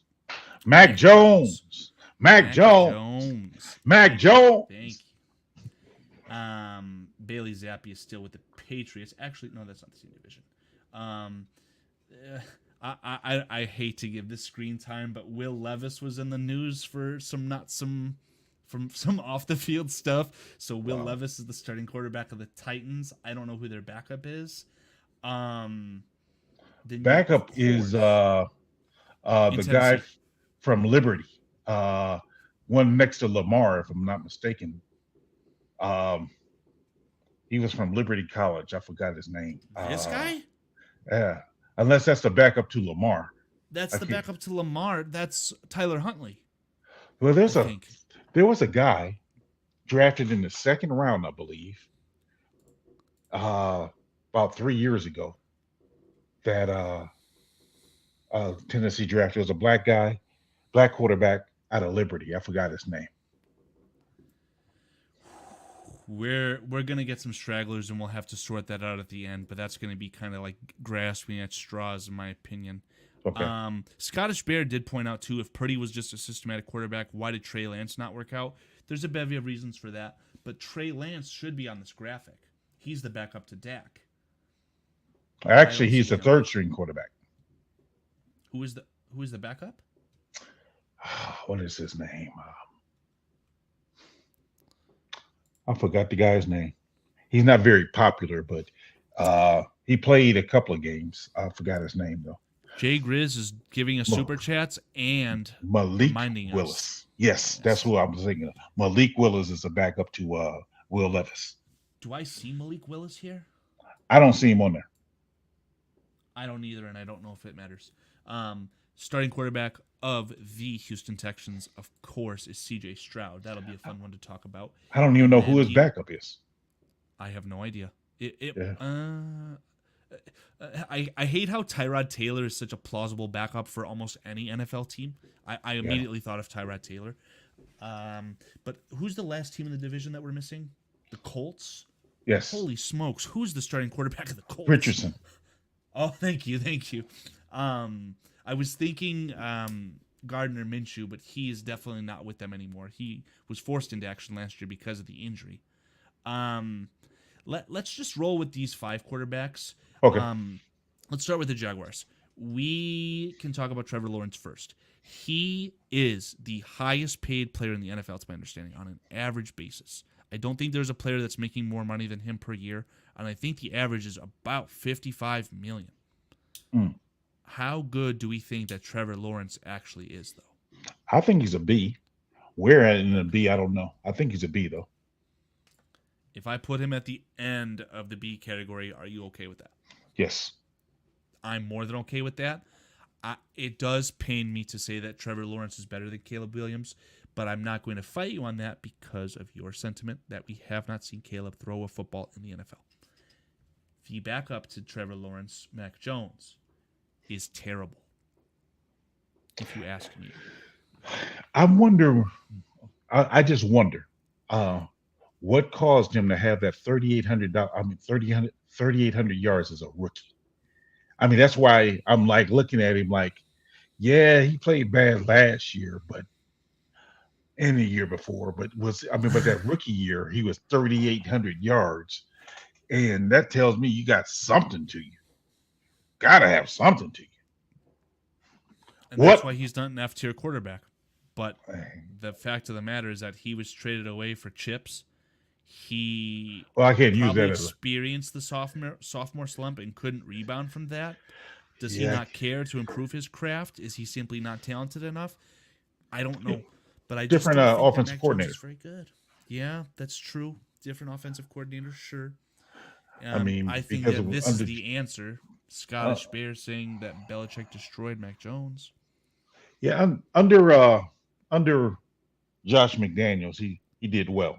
Um, I'm just wondering because if I'm not mistaken, wasn't Belichick using a former defensive coordinator as his offensive coordinator?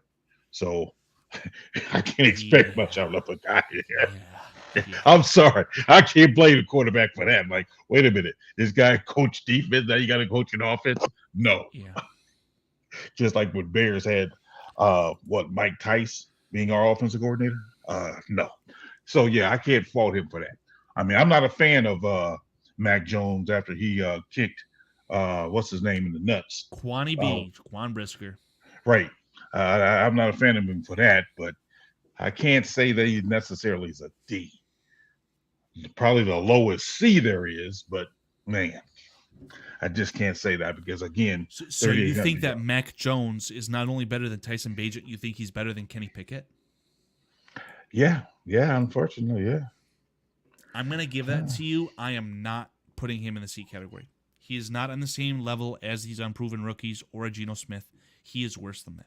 So I will give you the top of tier D. That is fine by me.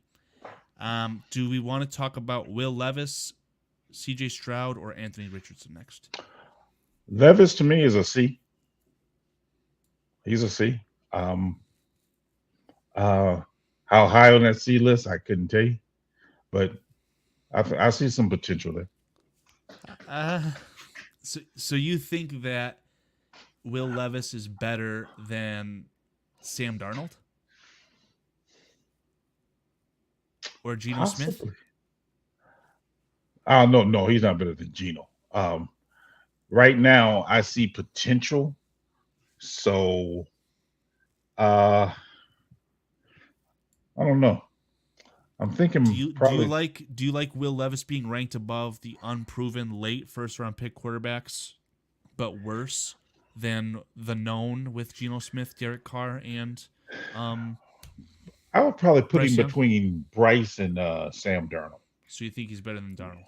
Yeah, probably. Well, unfortunately, I'm not able to put Will Levis into the D category, chat. If you know, you know. But we'll move on. I want to talk about Anthony Richardson. I think that Anthony Richardson is... I don't think Anthony Richardson right now is better than Trevor Lawrence. And it's hard to talk about Anthony Richardson because... Injury. The injury, and he's kind of like an unknown. I'm okay with this, and you can tell me where you think that Anthony Richardson belongs. I am okay with having Anthony Richardson in the C category, ranked ahead of Caleb Williams. Okay. I mean, because again, he actually played NFL games, so I can go along with that. I definitely have him in the C category.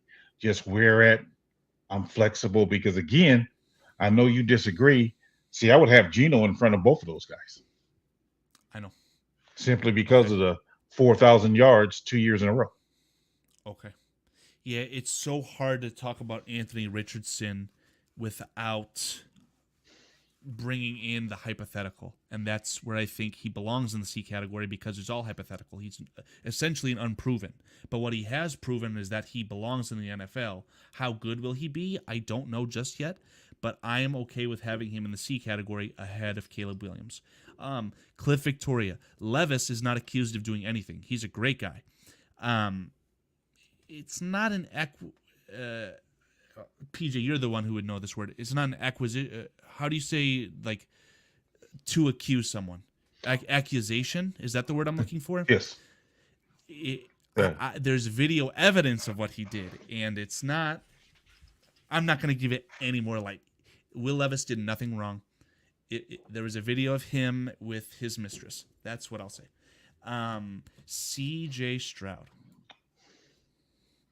What are your thoughts about C.J. Stroud already being in the A tier? That's hard for me to do after just 1 year. That's hard for me to do. Too high? Yeah, it's just hard for me to do. I'm leaning more towards a B until I see more. Now, again, if he had another year like last year, this year, yes, definitely in the A category. But because it's only been 1 year, I'm putting him in the B category. I like it. Now, this is a very hot debate, and essentially two rookie quarterbacks who had very promising starts to their career. I know that Jordan Love has been in the NFL for a while, but last year essentially was his rookie year, in my opinion. Do we think that C.J. Stroud is better than Love? Because for my money, he is already. If we're just basing it upon last year, I say yes. But see, that's what I said.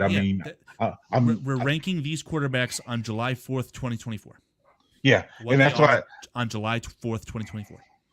So I say yes, he is. Okay. Yeah, I say yes, he is. Okay, I'm very okay with that. Again, I see a Mr. King Buka World in chat. Welcome in. Thank you guys so much for spending your time. What's up, King Buka World? We got over 200 in the chat. A lot of Twitter viewers, and I'm hoping appreciate you guys on appreciate you guys on Twitter or X. Yeah. Give us appreciate a shout out. Everyone, whether you're on X or PCP or whatever you're on, we appreciate the heck out of you guys. Yes. Jay Grizz, just want to point out, he says that Daniel Jones, if given the weapons, if you give Daniel Jones Trevor Lawrence's weapons, it's Daniel Jones by a long mile over Lawrence. I think it's wrong, but I digress. Let's talk about another AFC team. Not the AFC North. I need to save that for the end. Let's gotta be the West. Jump right into the AFC West. Yeah, got to be the West, right? The AFC West. We haven't done the obviously East yet. includes.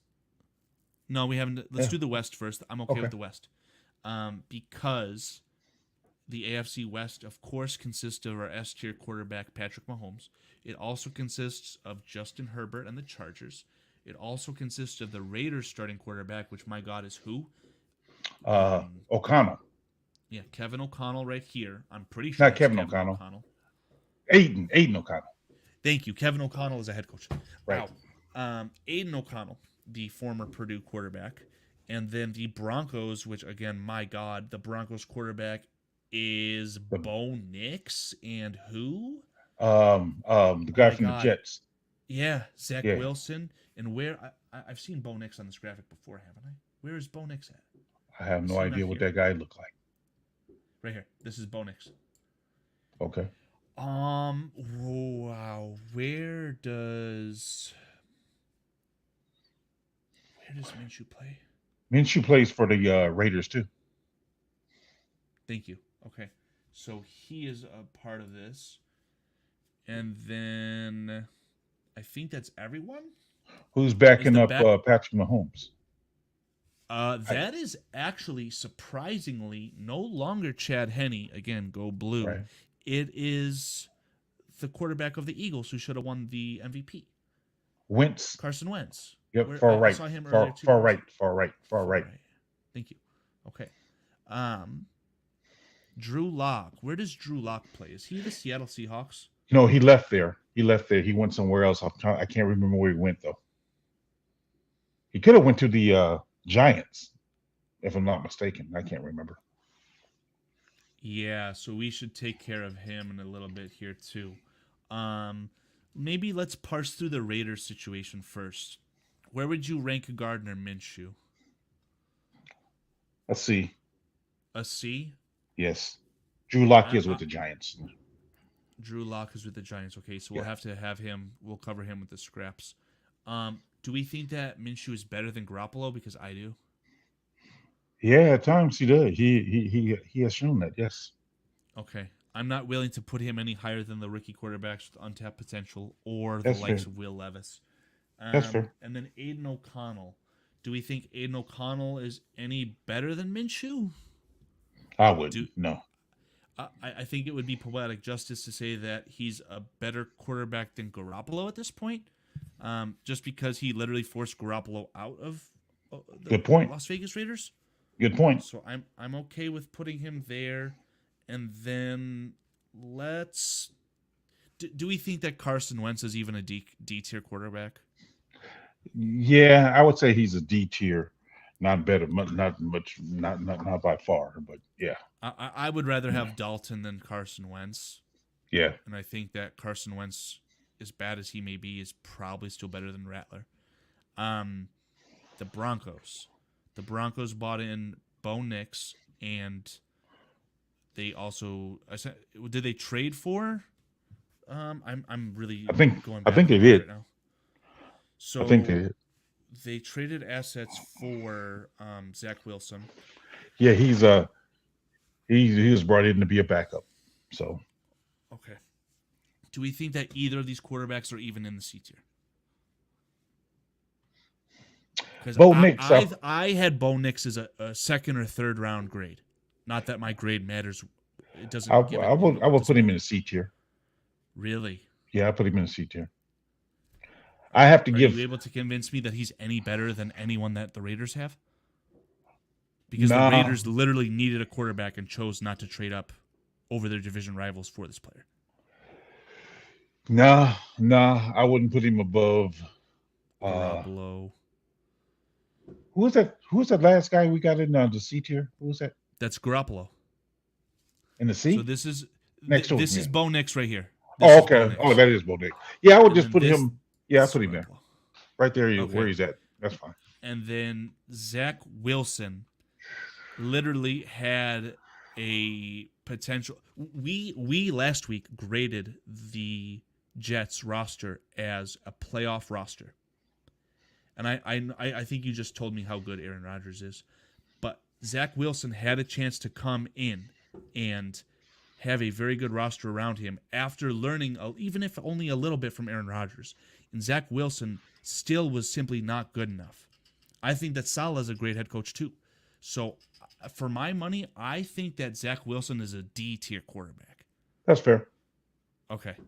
That's fair. And then let's just get Drew Lock out of the way, who is also on the Giants. Again, this feels like another D tier quarterback. I'm not going to put him ahead of Daniel Jones, and honestly, I think he's worse than Andy Dalton.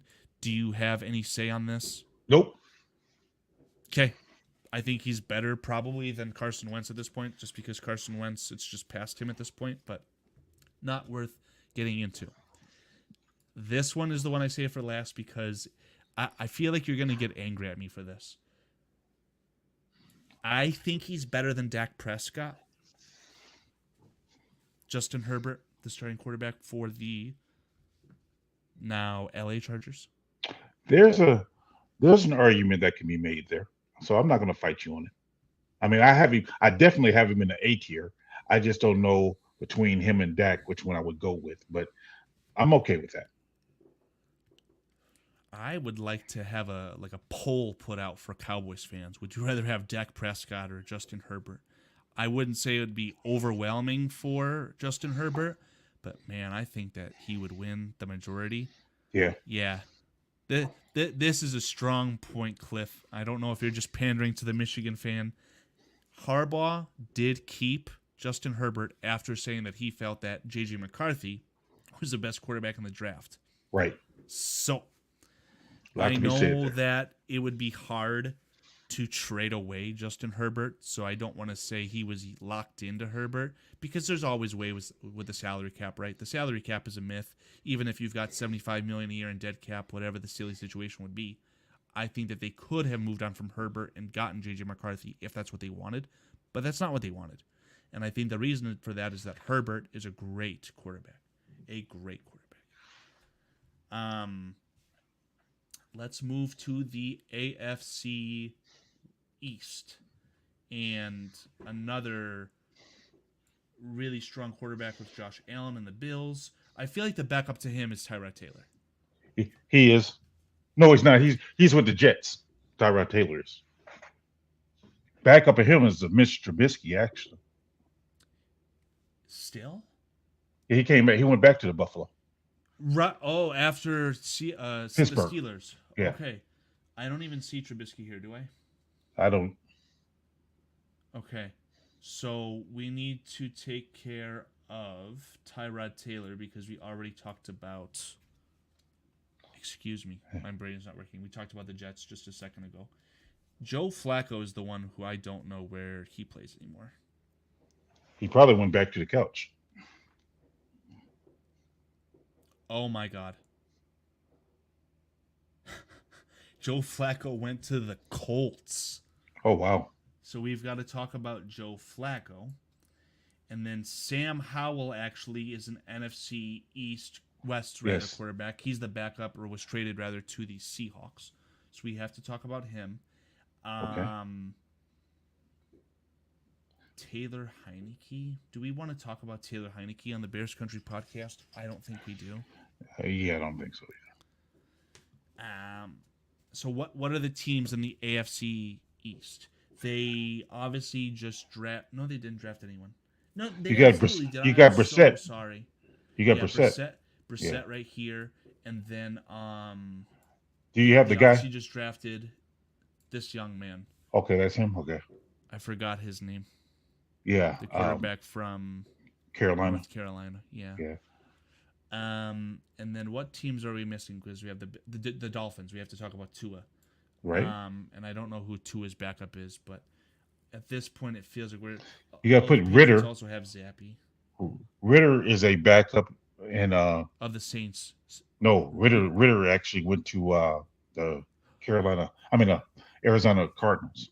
Ritter, not Rattler. Thank you. Okay. So there's some Joe Schmoes we have to talk about. Let's stick to the starting quarterbacks of this division.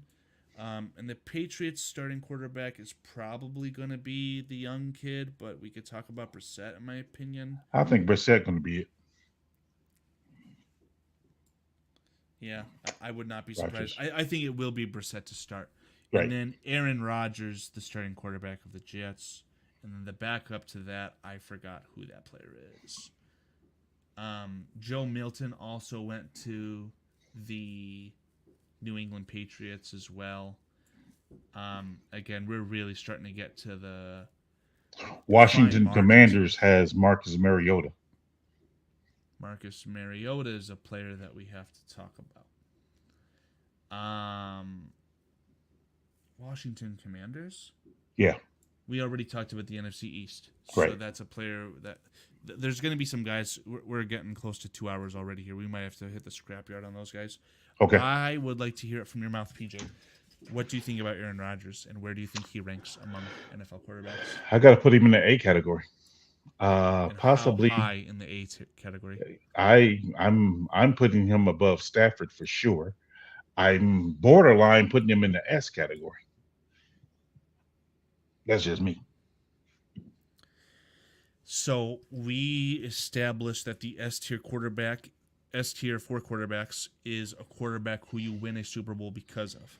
Yes. How many Super Bowls has Aaron Rodgers won? 1.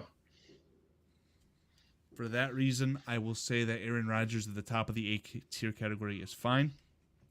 There was a long time, like at least 5 years, where Aaron Rodgers was the best quarterback in the NFL. But unfortunately, after that injury and kind of his outbursts, I've even heard that Aaron Rodgers could potentially be the running mate for Robert F. Kennedy. I think that Aaron Rodgers has reached father time. I do think that this year, if he stays healthy, he can allow the Jets roster to do very good and reach the playoffs. And I don't know how far they'll go in the playoffs.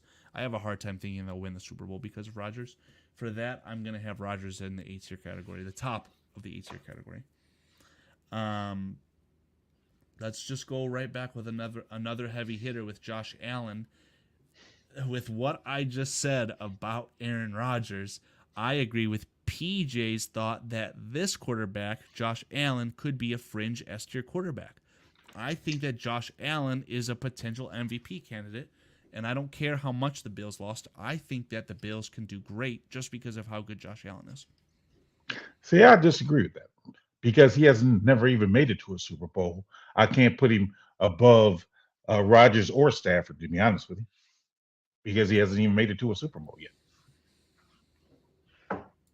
I'm going to compromise with you then.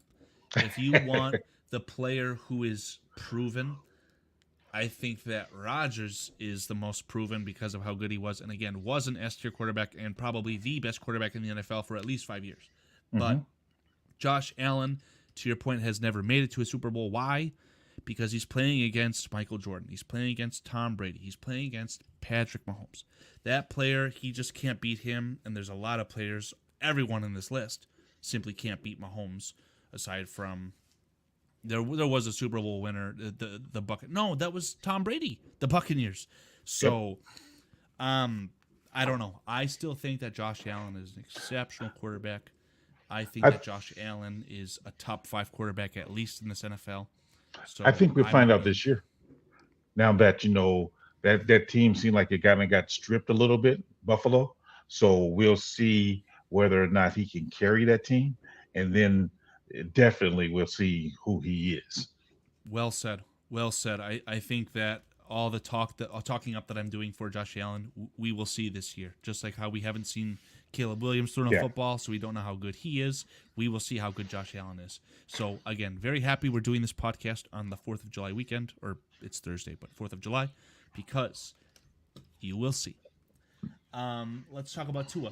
Tua is surrounded with some of the best weapons in the entire NFL. I think that Jalen Waddle is actually criminally underrated. How good do you think that Tua is as a quarterback? I can't put him beneath Trevor Lawrence. I can't put him beneath so far. Huh? I like that so far. That's a really good starting point. I'm liking him above Baker. Purdy, man, that's a tough one. That's tough. When you look at it from afar, the 49ers want a very efficient quarterback who is good at putting the ball where it needs to go, and they don't need the huge, dare I say, Justin Fields long ball. I think that Tua would have helped the 49ers win the Super Bowl this year. I think that he would be perfect for that Shanahan system, and I think that he would be an upgrade to Purdy. I think you probably go ahead of Kyler. If that's how you feel, I think I'm indifferent to that. But I don't think that Tua is better than Kirk. That's fair. Now, as far as the money, Tua could get another $55 million a year contract more than Lawrence, which is really scary to think about it, in my opinion, if you're a Dolphins fan. But I like Tua where he's at. B-tier quarterback, middle of the road there. Definitely a top 15, a top 16. He's a top half of the league starting quarterback for sure. And then the Patriots situation. Do we think that why can't I think of this quarterback's name, Pete? Drake May. Thank you, God. Drake May. I think that Drake May actually is a really good passer of the quarterback. I would say, obviously, C-tier category because he's unproven. I think he's better than Sam Darnold. I think that the Vikings would have loved to have Drake May. So I think that him being worse than Will Levis, I'm okay with that if you are. Yeah, that's fine. Do we want to waste our breath on the likes of Joe Milton, Tyrod Taylor, or I guess Jacoby Brissett, because we think that Jacoby Brissett is actually going to start the first Yes. I think Jacoby Brissett starts the first month for New England. Yeah, I'm looking at him above Aiden O'Connell, but not above Minshew. Okay, that's very fair in my opinion, and I'm okay with that. I can I'm okay with not talking about these quarterbacks in the F tier aside from Trask because we ranked him as an F tier.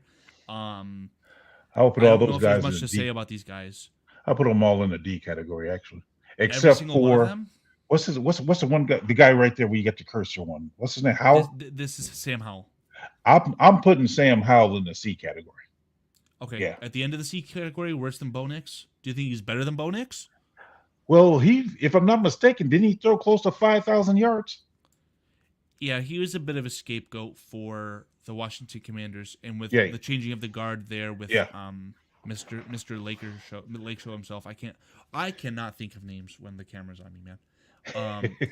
Who is the great Magic Johnson? Magic Johnson Right. is a part owner of the Commanders now, right? Mm-hmm.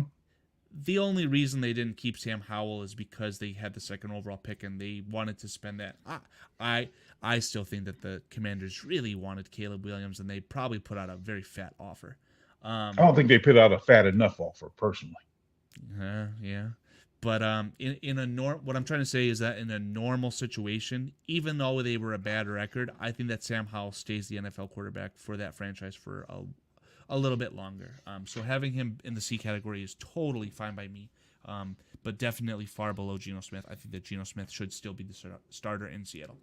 Again, I don't know if I want to talk about Joe Milton, Tyrod Taylor, Mac Jones. We could talk about Joe Flacco if you want. That's It was a Zappy, really cool isn't it? story. Isn't that Zappy? This is Zappy right here, yeah. Yeah. And then this is Joe Flacco. Do we want to Right. talk about Joe Flacco? No. Actually, yeah, he's like I said, all them guys pretty much in the D category for me. And yeah, they all in the D for me. That's I'm enough. never gonna get over top of the D, man. So I'm throwing stuff at the wall. And the Michigan bias in me, I'm just gonna go like that. I couldn't care either way. And who was that guy? You said Joe Milton? This is Joe Milton, the What former did- Tennessee quarterback who was originally at Michigan. Okay. But what happened with him was that he transferred for one reason or another. Another player who, in my opinion, was good for Tennessee. Tennessee didn't. They were expected to do better than they did. I think that Tennessee underachieved. I think that Joe Milton was, the starting quarterback for Tennessee when they had Darnell Wright. But I digress there. I don't think it's worth talking about. This bottom line of the D category, for all intents and purposes, can be erased. Let's talk about the AFC North, who, of course, have Lamar Jackson and the backup Tyrod Taylor. They have Joe Burrow and the backup Browning. The Cleveland Browns have Deshaun Watson, and I don't know who their backup is. Ooh. Might be Heineke. I don't know. Yeah, got me on that one. And then the Steelers quarterback. Actually, I don't know where Mason Rudolph is. I kind of want to leave Mason Rudolph off of this. Yeah. But then the last group of quarterbacks we'll talk about is Russell Wilson and Justin Fields. But let's start with an obvious good quarterback with Lamar Jackson. How good would you consider Lamar Jackson? A. Better than Dak? Yes. Okay. Do you want to fight me and say that he's better than Herbert? I would say yes, he is based upon MVPs. 2 of them. So Okay. I can't discredit that. But do you think he's better than Stafford?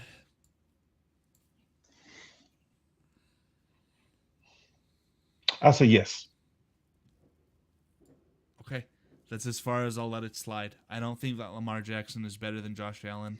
Obviously, the Ravens are a better football team and have achieved more than the Bills, and Lamar has achieved more, as to Don Burr's favorite argument. The accolades here, he's got a couple MVPs, but I don't think that Lamar Jackson is better than Josh Allen. And then the backup, Tyler Huntley, that feels like a C tier category to me, like around this area with Howell and Garoppolo. He literally went to the Pro Bowl. Yeah, see, I'm not high on him at all, but then again, I can honestly say I don't know much about him. So even if you had him last, I'm cool with that. I just don't know nothing about the guy. Okay. I think that the Denver Broncos would be more successful with Tyler Huntley than they would with Bo Nix. I would be happily proven wrong for the Broncos' sake, but I'll digress there. The AFC North continues to be stacked with another very good quarterback with Joe Burrow. Do we think that Joe Burrow has to be an A-tier quarterback? Yes? Yes, Only thing that bothers me about him is his injury history. Okay. Again, for the sake of this ranking, it's not what Right. quarterback would you want on the Bears tomorrow. This Right. is what we feel this quarterback provides to your football team when fully healthy on July 4th, 2024. Okay. So Joe Burrow has MVP winner in him. I like Joe Burrow more than Stafford. Yeah, I can go along with that.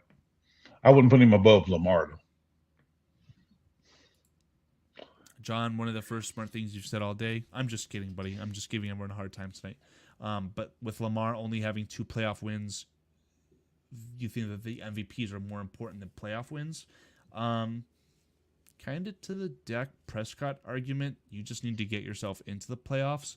And obviously, your playoff performers are what set you apart here, aka Tom Brady, Patrick Mahomes. I don't even know what this is in direct relation to.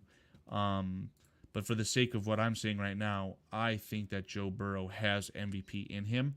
And as soon as he does win an MVP, he could be an S tier quarterback for my money. He is the player. Joe Burrow is the player who beat Patrick Mahomes. And lost that Super Bowl to the Rams. I don't know. I could do this if I wanted to, but I won't. I think, PJ, you think that Lamar Jackson is better than Joe Burrow? Yeah, I just think they're different quarterbacks. I mean, so It's hard to compare them. Very yeah, much true. Yes. it is different style quarterbacks. So yeah, is Burrow a better passer? Yes, I think so. But overall quarterback, I think Lamar is. Okay. Let's talk about his backup real quick, Browning. I Know think he nothing did a about good it. job. I think he did a good job for them. I think that the Bears would be better off with Browning as the backup quarterback than Bagent. So for that alone, I'll put him in the C category. I don't think he has the ceiling that any of the unproven rookies have. He definitely is not as good as a Caleb Williams or Anthony Richardson. So we'll leave him at the bottom of the C category, fringe D category. Let's talk about Deshaun Watson. Deshaun Watson has, again, a lot of money from one of the worst NFL contracts in history, in my opinion. Do we think he's very good? I think he's a B. You do think he's a B quarterback? Yes, sir. I think he's a B category. I'm Oh now my God. lower B because I could make an argument him being better than Baker. Uh, I just I think he's not lived up for the last couple of years because of injury and suspension, but I do think he's a B. He's one of the better quarterbacks in my opinion. Right, like he was the obvious draft choice for the Bears as opposed to Trubisky, Yeah, and in Houston, ironically, he probably for me would have been around the same category as C.J. Stroud, an upper tier B quarterback who is very, very good. right. But he's weathered, man. He's got some off the field stuff that's lingering, in my opinion, in his mind at least. And the Browns team was okay last year, but they limped into the playoffs, thankfully, to Joe Flacco. I have a really hard time putting Deshaun Watson ahead of Caleb Williams. And again, I know Caleb Williams has never thrown a football. Yeah. I don't know. I don't think he's better than Caleb Williams. I think that the Browns, to win the Super Bowl tomorrow, would rather have Caleb Williams than Deshaun Watson. For one game, I don't know. I think for one game, yeah, they probably can go. I mean, again, I'm not going to fight you over it. I mean, that's like, I mean, I can see where you're coming from, but I just my criteria is different than yours. So I think because of the unknown, it's hard for me to put rookie quarterbacks over any veteran that's shown to play at a high level. And So that's my argument to you is that I agree with you. That's why I think Caleb Williams is that good with the unknown, because in a month, it's July, so August, September, definitely by October 4th, we could think that Caleb Williams is an A tier quarterback as good as Herbert. mhm. So that's why I just have a hard time putting Deshaun Watson ahead of Caleb Williams, because from what I've seen from Caleb in college and what I expect to see from him in the NFL, I think it's already enough to justify him being a better quarterback than what Deshaun Watson is currently on July 4th. Okay. Give Lamar Dallas's O-line, receivers, and tight ends, and he wins at least one Super Bowl, as per Jay Grizz. I think, to Dak Prescott's point, again, I said that the Cowboys have a sneaky great offensive line. It is a very obviously good offensive line that could be considered as good as the Eagles and be great. Mm-hmm. Aside From CeeDee Lamb, I don't think that the Cowboys have much. And they didn't add any, which is really scary. But I was exceptionally high on Michael Gallup. The year that Michael Gallup tore his ACL, I wanted the Bears to throw everything in the kitchen sink at him financially because I liked Michael Gallup a lot. And he's a flop. And then they've gone out and had to go to the XFL to get Turpin, I think, or something like that. And they have another wide receiver that I can't think of the name of. But it's really not, it's definitely not as good as what the Bears have. So I don't know about that comment, Jake Grizz. I'm going to have to disagree with you on that one. Okay, Don Burr, again, we don't want to give you too much screen time, buddy, but we do appreciate you. Ironic that Don Burr has been increasing the number of chats, and Cliff Victoria has not been saying much. Again, I've never seen Don Burr and Cliff Victoria in the same room. But Don Burr, we appreciate you much the same as everyone else. Thank you so much. I hope that you enjoyed, and thank you for spending your July 4th with us. John pointing out, too, that Joe Burrow is good, but he lost Joe Mixon, and this offseason has been a mess for the players. Bengals O-line sucks. Burrow's coming off an injury on his throwing wrist. Andrew Luck 2.0 behind. Okay. Sure. Andrew Luck 2.0 is fine. I almost want to ask you, PJ, where would you rank Andrew Luck on this graph right now after he's been retired for so long? Because I still think he's a B-tier quarterback. But as opposed to what I think he is now, or what he was at the time he left. Now I couldn't give you no more than a C, because what is 5 years? That's a lot of rust. I've let a lot of time, I guess, escape my memory. It has been a little while. Yeah, that's a lot of rust. It's not worth talking about much, in my opinion. I think that, again, we have to make these rankings based on what we think they are today, and we really can't put in the injury history and everything.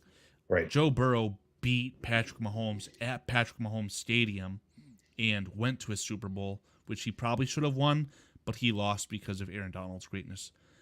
Joe Burrow has MVPs in him, so I like the rankings really. I like the rankings a lot right now. Obviously, I'm helping compile them, but I think that everything so far is really, really fair. Again, PJ, do you have any issues, and are you very frustrated with Deshaun Watson being ranked below Caleb Williams? Yeah, I think he's honestly, if given his experience, his success in the league, I would say he's above Caleb for that reason only. That could say it. A month into the season, if Caleb proves to be what you think he'll be, absolutely, Caleb will be then ahead of him. But because of the unknown, I got to go with a guy who I've seen shred my Bears before. So I got to go with him above and being Caleb. You think that Deshaun Watson is better than Anthony Richardson? Yes. So do you think Deshaun Watson is a B-tier quarterback worse than Lawrence? See, that's where it's kind of hard for me to tell because of the sustained success. Because I think, if I'm not mistaken, he had 2 good years with the Houston, and then really hasn't done much in Cleveland. And Trevor, to my knowledge, I think he only had really 1 good year. That's what I'm trying to. So the very first year for Trevor Lawrence was terrible. It was awful because they had an awful scumbag head coach named Urban Meyer. Right. And they brought in Peterson. I can't think of Doug Peterson. Doug Peterson's name. Thank you. And he had a good year then. And he engineered a very good comeback against the Chargers in the playoffs at home. Yes. But I'm trying to scurry and find these stats here. So, oh wow, in 2017, it looks like Deshaun Watson. Are those rushing yards or pass? Those have to be passing yards. So in 2017, Deshaun Watson had 1,700 passing yards, 19 touchdowns and 8 interceptions, but it had a 103 quarterback rating. Hmm. In 2018, he threw for 4,200 yards, 26 touchdowns, and 9 interceptions. In 2019, Deshaun Watson threw for 3,900 yards, 26 touchdowns, and 12 interceptions with a 98 rating. And then the big year before everything hit the fan, even in real life in 2020, Deshaun Watson threw for 4,800 yards, 33 touchdowns with only 7 interceptions, and posted a 112 quarterback ranking. Place him above Trevor. All that to say that he is very much a proven player. Yes. And I think that Trevor Lawrence is a little bit overrated and probably didn't deserve that contract. Most definitely didn't deserve that much money. He deserved money, in my opinion, but not that much. Okay. I'm going to have to agree with what you have to say. Just for that, we still haven't seen Caleb throw the football. We can do this exact exercise. We'll literally pull it up, and we'll talk about Caleb for 15 minutes in whatever episode in October. No. Let's do it. Let's do the same exercise bye week. On the bye week. Yes. I'm gonna have to write that down, but Okay. you got it. Like, what I think I can do is bookmark this, and it will keep the information. So the rankings will look exactly like this when I pull it up. Okay. And we'll just talk about it for 15 minutes after the Bears win or lose, or actually it'd be the bye week, which is perfect timing. So we'll talk about where Caleb Williams ranks at that point. That will be awesome. I'm gonna have to write that down somewhere, but I will let you have this one, PJ. So there's 2 more dominoes to fall. Russell Wilson. Where do you rank Russell Wilson as a starting or as just a quarterback in the NFL? Because I know your stance. A potential starter for the Steelers this year. When I look at the stats that he had in Denver last year, if I'm not mistaken, it was like 25 touchdowns to 5 or 8 interceptions, something like that. To me, they benched him more because they didn't want to pay him the salary as opposed to his play being poor because they wanted him to take a pay cut or something along those lines. So that's really why they benched him. So I'm leaning towards a B tier quarterback. You are right that similar to what went down with Sam Howell, a very circumstance situation. Yeah. Russell Wilson should still be the quarterback of the Broncos, or at least trying to fight his way for that starting position there. Exactly. But there was an ego issue with the former Sean. Saints head coach. Sean Payton? Sean Payton, yes, who I wish was the Bears head coach. Actually, I'm not sure if I still feel that way after whatever's gone down with Denver. Yeah, I lost respect for him. Yeah, it's a silly situation. It is very funny to see Sean Payton hit his son's bong. But I digress on it as well. I can't put Russell Wilson ahead of Caleb Williams. I just can't do it. Again, we've had this argument. Yes, we haven't seen Caleb throw the football. I just don't think that he's better than Caleb. Now, Russell Wilson being ahead of Geno Smith for me I like it. It literally is what went down. They did have him ahead. It literally, Geno was the backup for Russell Wilson and would still be the backup if not for the Denver Broncos pitching that insane trade to acquire Russell Wilson. So yeah. I agree with you. I think that Russell Wilson is a higher tier C quarterback who's better than Geno Smith, but I just cannot put Russell Wilson ahead of Caleb Williams, nor can I put Russell Wilson ahead of Anthony Richardson. And I don't think he's a beats-tier quarterback. So, Scottish Bear agree with you that he is a C-tier quarterback. Russell Wilson, yes, yeah, recent, he should have done better with the Broncos. The Broncos had a good team on paper going into the last few years with Russ. And Russell was supposed to be the X factor that elevated them and helped them make the playoffs and contend with the Chiefs, of course. But that didn't happen. And now Russell Wilson essentially was cut, is in the mixer to be the starting quarterback for the Steelers, alongside PJ, Justin Fields. So we've talked about this forever and ever and ever. Do you have Justin Fields ranked ahead of Caleb Williams? I do, but I know you don't. I I just think again, same argument because I don't have or haven't seen what Caleb is. If I had to play a Super Bowl tomorrow, I would go with Justin. His passing combined with his running, because I won't discount that, because that right there put fear in the hearts of a defense when you got a quarterback who can scramble. Now, again, I don't think he's a finished work. I think he needs help. He needs work on an improvement on his game.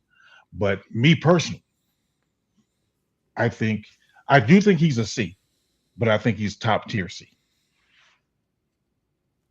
Do you think that Justin Fields is better than Anthony Richardson? Because we've Yes, seen Anthony Richardson. yes, I think he's better than Anthony Richardson. Okay. And you obviously think this is a hard question for Bears fans because we want Justin Fields to beat out Russell Wilson, to be the starting quarterback, play 51% of the snaps, and give us that better draft pick. But do you think that Justin Fields is better than Russell Wilson? See, this is where I get technical for me. And I Of say it course. gets technical. I'm saying I like more of what he has to offer. Do I think he's a better passer than Russell right now? No. But do I think he's a well, Russell has the experience. Russell has a better passing, better pocket presence. But that element of being able to run, that to me matters. So if it was for one game, to your point, like the example you give of a Yeah, Super Bowl tomorrow, Yeah, I yeah. would probably go with Russell above him. But moving forward, I would definitely go with Justin because I see more of what he can be if given the right circumstance. And John says he believes Russ is ways better than Fields. And to Jay Grizz's point, he's seen enough of Caleb to say he'd start Caleb over Russ. And if we feel like Russ is better than Justin, which the Steelers on paper currently think so, But Mr. that's Mayhem I thinks that Fields is better than Russ. Mr. So Mayhem is a I've clearly seen PJ and Mr. Mayhem in the same room. So I don't think that PJ is Mr. Mayhem 69, but it's a plausible theory. Um, I don't know, man. I there's so much bias that goes into it, right? Caleb is our quarterback, so you naturally want him to be the guy who you think is better. I'm a Michigan fan. I hated the draft pick of I did not hate the draft pick of Caleb Williams. I hated the draft pick of Justin Fields when he was drafted, but I have documented proof on YouTube now. If the Giants my channel, please subscribe, Kappa. Justin Fields was so promising going into last year. After the year where they earned the first overall pick, and you still had such high, not expectations, but the level of hope was so high. You had just traded for Claypool in the middle of last season. You have a Darnell Mooney, and then you acquired DJ Moore. You thought that the Bears were spoiled for choice at wide receiver and had all of these tools ready to go. And you thought that Justin Fields was going to be the guy. But what happened? They earned the 9th overall pick. It's just, I can't put Justin over Caleb because the Bears chose to move on for that reason because they think Caleb is better. As a passer, I think already Caleb Williams is much better than Justin Fields. And PJ, I'm going to be really excited on this bye week because I'm going to have to ask you what you think of Caleb Williams' running ability because it's dynamic as well. And unfortunately, I think what the truth is going to be is that Caleb Williams is going to be running a lot, not for his life, but by choice, because that's just what young quarterbacks do. Josh Allen has all those clips of him bowling into people, running people over. He was a running quarterback to start, and now he's, again, in my opinion, the third best quarterback in the NFL. Probably second. I don't know. But I think that this little ranking here is good in the top of the C tier category. Anthony Richardson is essentially an unknown, but he has NFL footage and he has a lot of ability in the tank. So I'm okay with him being ahead of Caleb Williams. But the rest of the muck here with Russell Wilson, Justin Fields, Geno Smith, you could put them all into a hat, stir up the hat, and pick a name out and go into the Super Bowl, and you probably wouldn't be any better or worse off with any of those names. Well, But see, and this is where I differ from you because for me, Anthony Richardson does have talent, but I do believe Caleb's a better passer than Anthony Richardson is. I think he's a more um, I don't want to say accomplished quarterback, but seems as though he's more of a professional quarterback, given the fact that it seems like he has better pocket presence as far as who? J- Caleb Williams better Thank than you. Richardson. So I see that part of it. But like I said, because I just don't know how it's going to translate to the NFL yet.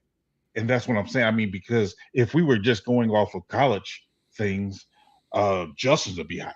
But see, Justin went down once he got to the NFL, and I'm wondering whether or not that would happen with Caleb. I don't know. So if I'm being honest about that part, uh, that's why I'm not so I'm not over the top with him there yet. Given also the fact that he has two other quarterbacks who's played in similar system that hasn't lit the world on fire in Baker and Kyler. So those they haven't lit the world on fire. I mean, they have their moments, but they haven't truly lit the world on fire. So therefore, I I still see what could be, and maybe I'm living in a fantasy world. I'm not trying to fight about it. I'm truly not. I don't want to fight with the fans, but I just believe Justin could be something really special. I just really believe that. And sorry, guys, I just believe that about Justin.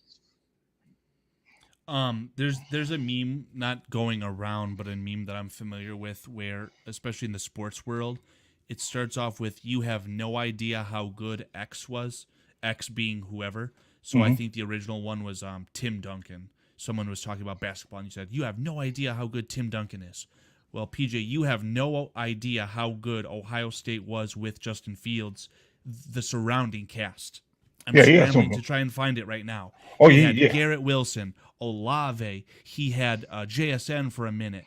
Yep. I don't think he ever crossed paths with Marvin Harrison Jr., I but think he he was a just has rookie. this, I mean, I think he was a freshman or a yeah, redshirt like a freshman. redshirt freshman. Yeah. Yeah, so they may have crossed paths that way. Yeah. But what I'm trying to say is, I think that Justin Fields. That's why I hated the pick, because he was surrounded with this insane talent, and it just didn't feel like it elevated anything.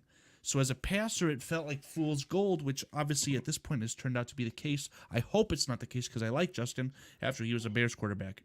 Hmm. I want Justin Fields to succeed, A, because I like him, B, because I want my Bears to have a better draft pick. All this to say, I think that I've said it how many times? If I have to win the Super Bowl on July 5th and my quarterbacks know the offense in and out to a T, they help design the offense for all I care. I would rather have Caleb Williams than Russell Wilson, Justin Fields, Geno Smith, and anyone else in that C-tier category. I'm very iffy on Anthony Richardson, but I'm okay with saying that Anthony Richardson is a singular click ahead of Caleb Williams because there's a little bit of a proven. I thought that Anthony Richardson was a terrible draft pick too. That shows what I know because he turns out very, very good. That's a fun division, by the way, the AFC South. But as far as the rankings as a whole, what you see on screen here, I'm very, very okay with. I don't think that there's anything that naturally is standing out terribly. The Deshaun Watson's a little iffy, I guess, but again, the argument, need to win a Super Bowl tomorrow. I'm really liking what I'm seeing on the screen. Yeah, I mean, I like it for the most part. I still believe Geno's in the B category. I think that again, well, we all need to beat the dead horse with Justin. But other than that, yeah, I'm with you. I'm curious to see. That's why I said I want to see us revisit this on our bye week, see where Caleb is, and then therefore I can really give an assessment because I've gotten 8 games or whatever it is by that time to seeing what he's done in the league, as well as these other rookie quarterbacks. Because that to me is the biggest unknown. These unknown quarterbacks is like how will it translate? Because in college, to what I think it was Scottish Bear, I think it was him or somebody said, Mr. Mayhem. No, it was yeah, it was Scottish Bear. Caleb was a better runner than what Justin was in Right college here. because yeah, because Justin didn't run that much in college. He was not no, he was a pocket passer. You guys have no idea how good Ohio State was. Scottish Bear, Justin Fields didn't even know that he was a running quarterback because he didn't need to. He was able to do his very slow drop back, his methodical, game of dominoes, game of mahjong, whatever you want to say. He was able to do whatever he wanted to do in that pocket because he had a good offensive line and the tools that he had at his at his whatever you want to say to be able to Disposal. pass to. Yeah. Yes, thank you. Those weapons were so good that he didn't need to run. He could dump it. He could throw it deep. They were wide open. They had insane separation, whatever you want to say. He didn't need to run. Caleb Williams has all those splash plays because Oklahoma is definitely not as good as Ohio State. He had that crazy run against Texas, and then he figured out that he could be an elite athlete and was the best athlete on the field whenever he played in college, even at USC, and that's why he won the Heisman, because he was able to do damn near whatever he wanted. And then this past season, there of course were a lot of turnovers with the fumbles because he was playing hero ball. Probably maybe an ego thing, probably not. But my point to that is that Caleb Williams had to run, whereas Justin Fields didn't. I agree with that. I wonder if I can be just critical in the sense Sure. of just from a Bears fan point of view. Okay.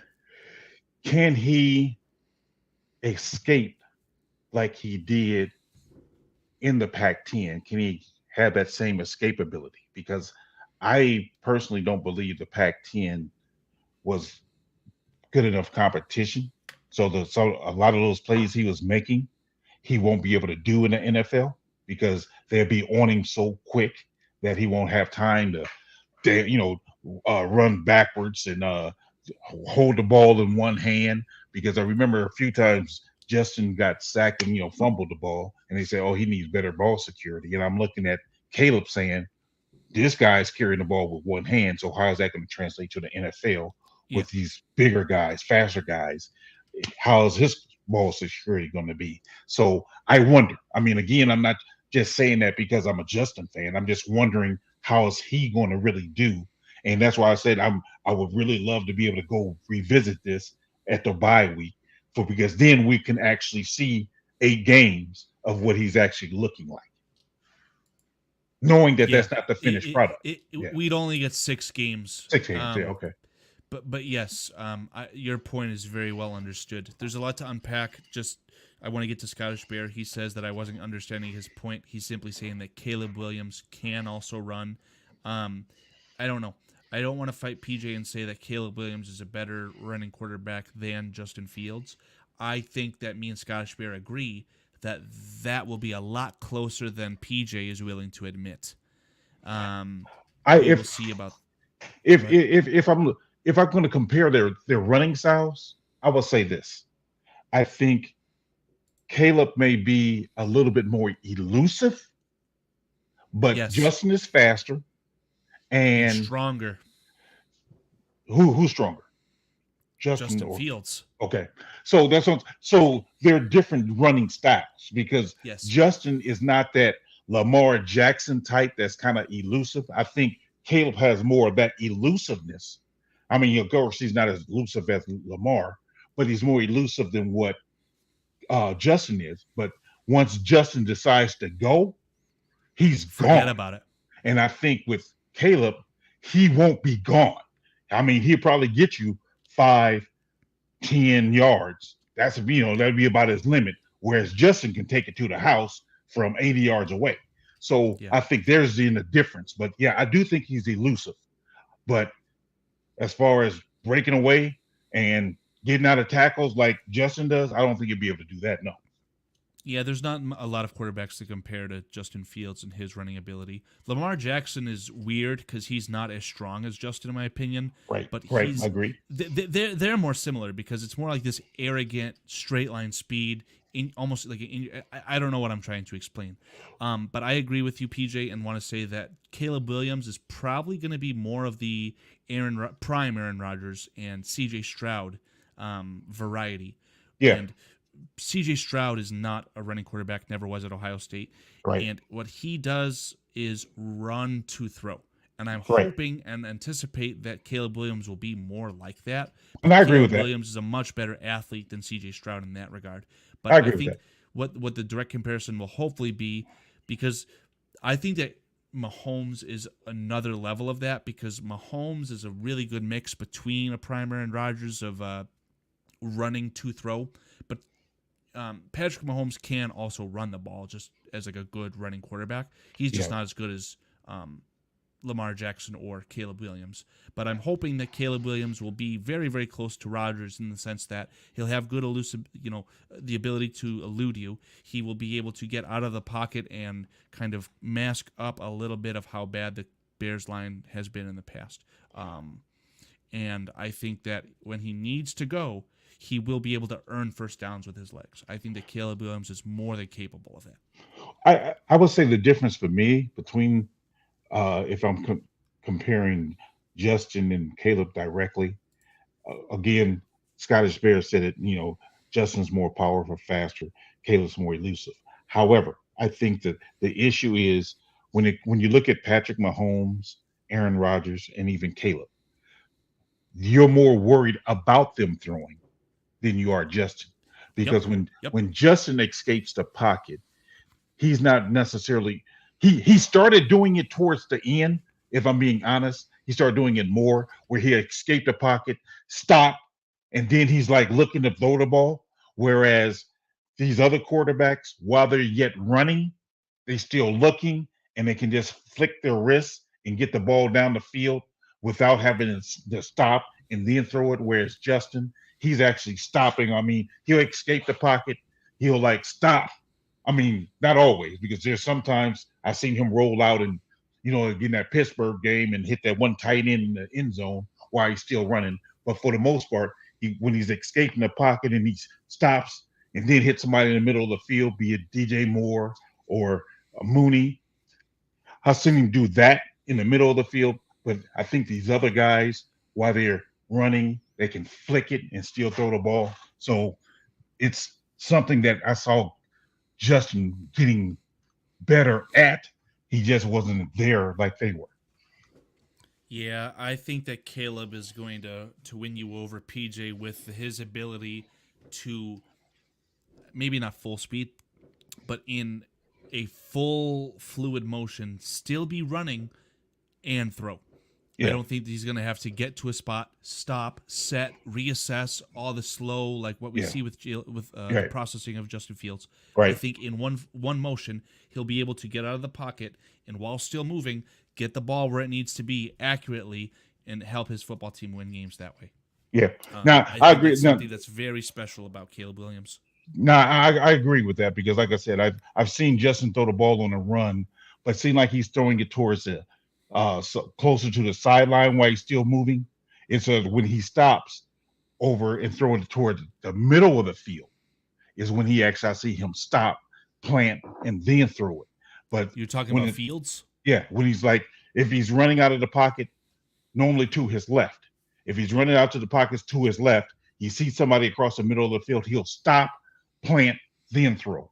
But if the guy is running towards the end zone, I mean the sideline, he can throw it while still running. Whereas these other quarterbacks that we're talking about, even when they're throwing it in the middle of the field, they're still moving and not stopping and planting. Yes. Yes.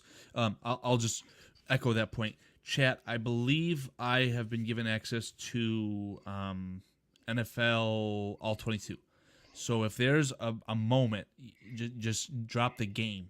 If you can remember Justin Fields rolling out of the pocket and while still moving, hitting an open target in that one fluid motion, kind of like a primer and Rodgers, just drop the Pittsburgh game game. and I'll see if I can find it. Pittsburgh game. against Pittsburgh. Against Pittsburgh. That Monday night game. Yeah, when he hit the tight end in the end zone. He Beautiful. was on the motion for that. Yeah, he did a rollout. He rolled out to his left, and he hit him, and the Pittsburgh defender barely missed hitting the ball, and the tight end dived on the ground to catch it in the end zone. That's one that comes to my mind right off the bat. There was one to Komet in the end zone also, where he threw it. I forgot who that was against, though. So I've seen some, like I said, when it's closer to the sideline, that's when I see him in motion. I mean, not stopping. It's just that when he rolls to his left and then throw back towards the middle of the field, that's when he stops. Okay. Yeah, I'm just trying to go through these highlights. We're talking about the Monday Night Football game, Fields against the Steelers, where Cassius Marsh kicked the ref, quote unquote, and lost the game. That's the game you're talking about? Yes. Was it a touchdown throw that Justin Fields? It was a touchdown throw. Threw on the run? Yes. Okay, I'm gonna see if I can find it, but I don't know if I'll be able to. Maybe this is it right here. No, this is I see this throw to Jimmy Graham. I see him running for his life. I see a lob over the top to Allen Robinson. So it's just not something I made. To Mooney, that throw. Yes, that it wasn't one. It was one to a tight end as well, because a tight end went to the ground catching it. I'll have to find that, but yes. Okay. I don't want to talk like I know exactly what I'm talking about. But for my money, and I know it's awkward because he's a right-handed quarterback running to his left and he's throwing on the run. That's not denying it, but it just looks a little ugly to me. The motion, the ball placement, and everything, great. And yes, I'll give that to you. I think it's in Fields' locker, and obviously Fields is a top half quarterback when all is perfect. But there's a reason he's not with the Bears anymore. Let's kind of pivot. Let's try and wrap this up. Just as far as our quarterback rankings as a whole, we have a little bit of back and forth, but ultimately we have Caleb Williams as the 21st best quarterback in the NFL. He's, for my money, a top 20 quarterback, let's say. Does that sound wrong to you, or are you okay with that? I'm okay with that. July 4th, 2024. I'm okay with that for right now. Okay. I'm okay with that. Yeah. I'm okay with it too. I like it. So let's say goodnight to the quarterback rankings for now, because ultimately I'm very okay with what we came up with, and we have decided that we're going to have to revisit this on the bye week, which I definitely am looking forward to. So if you guys are looking forward to that as well, chat, if you're not subscribed already, please feel free. And if you guys are over on the Twitter side and want more Bears talk like this, definitely going to keep doing this. So if you guys want to follow over to the YouTube side, feel free to subscribe. Or if you're just on the Twitter side and want to say hello, we'd love to hear from you guys. Walt is in the chat. Hello, Walt. I know there's a little bit of talk right now regarding the Bears offensive line situation, but what's up, Walt? Touch on that.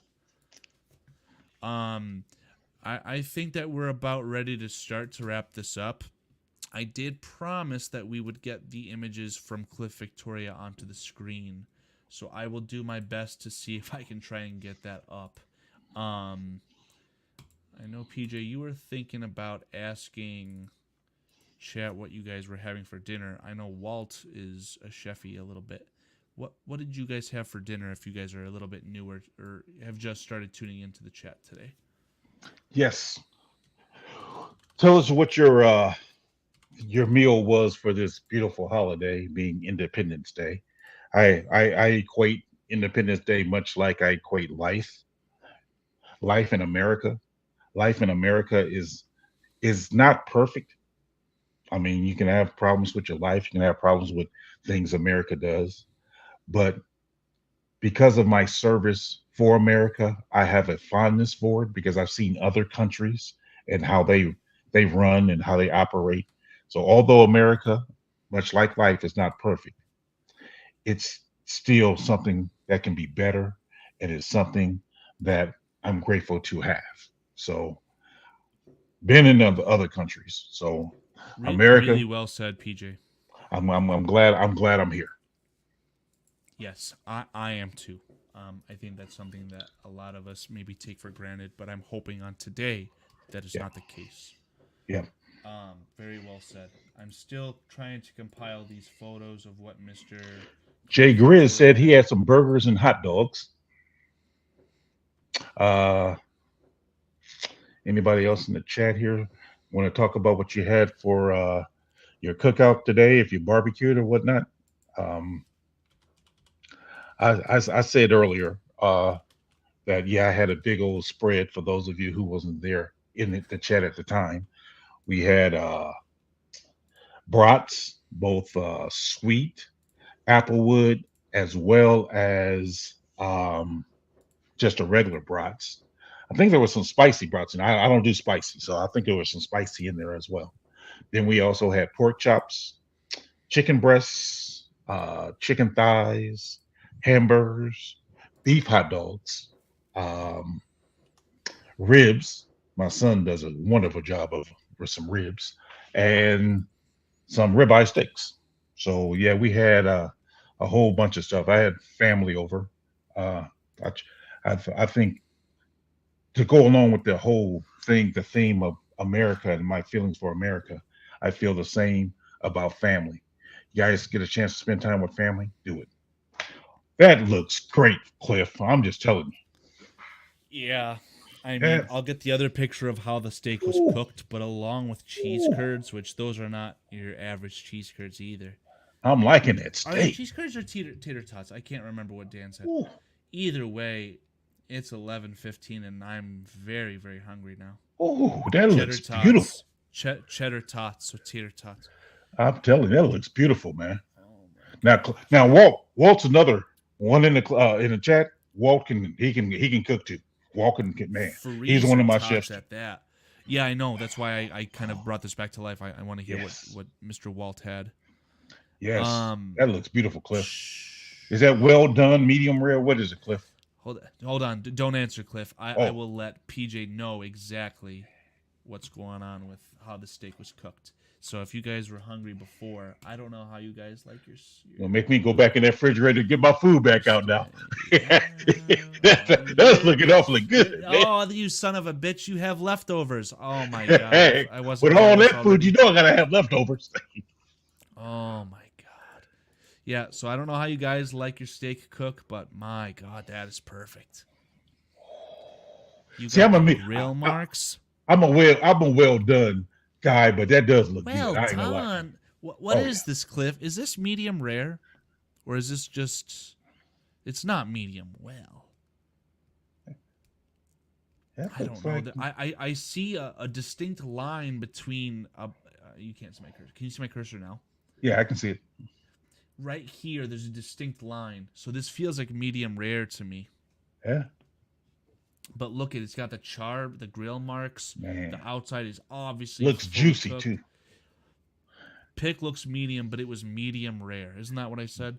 Yeah, medium rare. That is so good, Cliff. Holy smokes. Mr. Walt says that he was able to make some turkey burgers, some Oh, homemade pasta salad, and some corn salad. I really like oh, corn. yes. Oh, I had a bunch of different sides too. I had potato salad, macaroni salad, baked beans, corn on the cob, green beans. Uh, I think there's something else in there I'm forgetting. But yeah, like I said, it was a big thing. Oh, over there. Yeah, I am definitely not as up to snuff with you guys as cooking, but you guys are starting to make me rethink that choice. Making me want Hey, to start to teach myself a little bit. I've always been a huge fan of a Blackstone. I would like to know how to use a Blackstone. It's just such a big investment, man. yeah. You know the beautiful thing. I was able to bring two of my grandsons over last night and their Okay. girlfriends. Now they're Oh yeah. like they're teenagers, so Okay. they all came over, and I had them prepare the meats. I had them do the seasoning on the meats, and that was a good time because they took the time and actually they did a really good job. I told them today. I said, you guys did well. I mean, I told them what to season it with, but they took their time and actually put some love into it, and you could tell the way it tasted today. It was really good. That's awesome. That's a good thing. I don't know. I think that kind of, you can go to a restaurant and get yourself some really nice food, Yeah. Michelin star restaurant, whatever you want to say, and that's obviously going to taste good. But sometimes the stuff you make yourself, and especially a story like that where you've got your family involved, it's Yeah. naturally going to make it taste better just in your mind.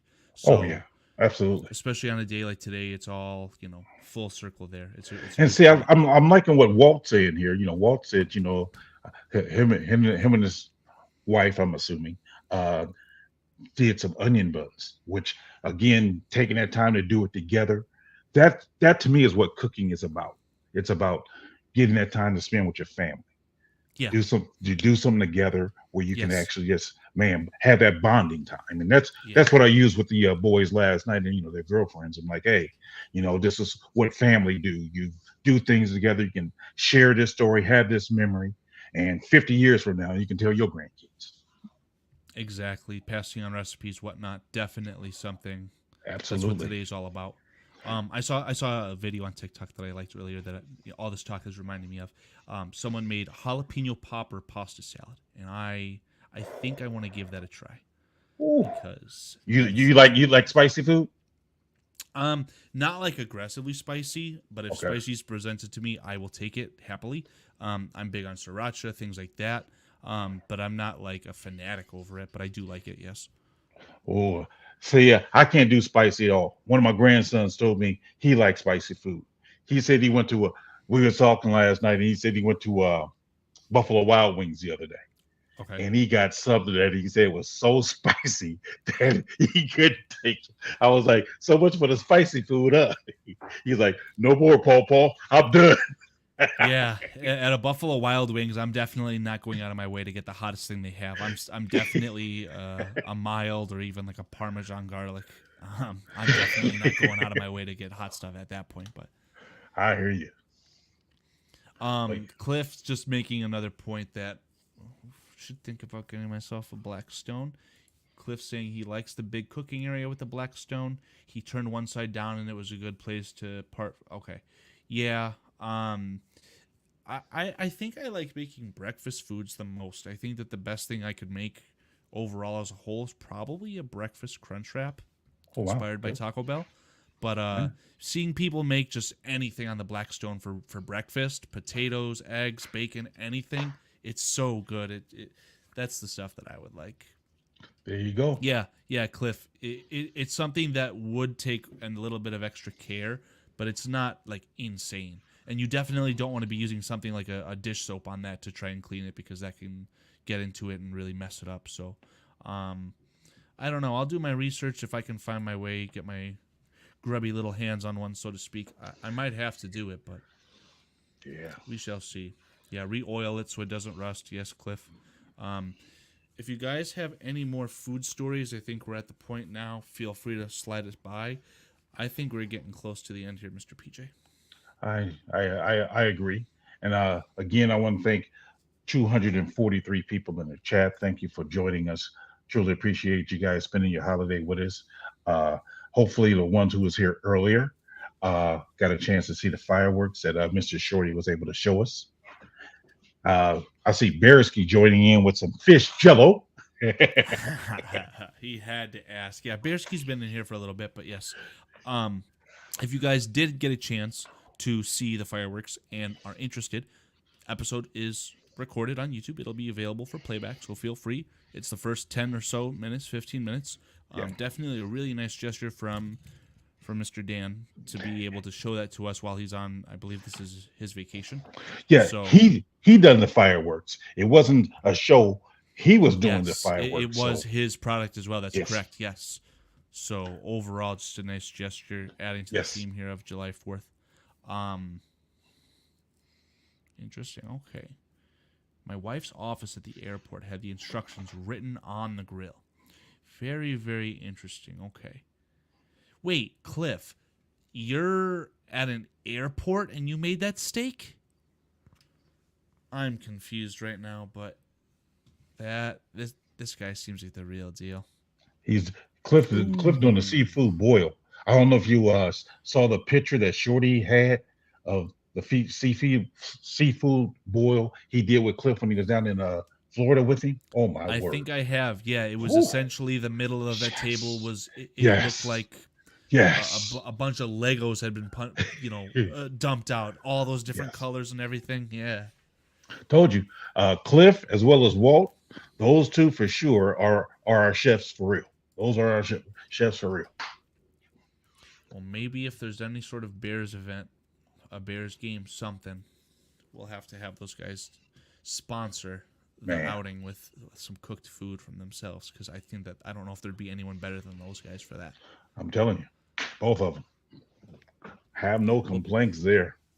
Well, PJ, it was a really good episode. We were able to get a good quarterback ranking in, and now I'm inspired to come back and revisit this on the bye week, because what else are we going to talk about? But I think we're going to be able to put the what we haven't seen from these quarterbacks to bed at that point, at least Agreed. for a couple of them, and we'll Agreed. be able to really figure out exactly what we have.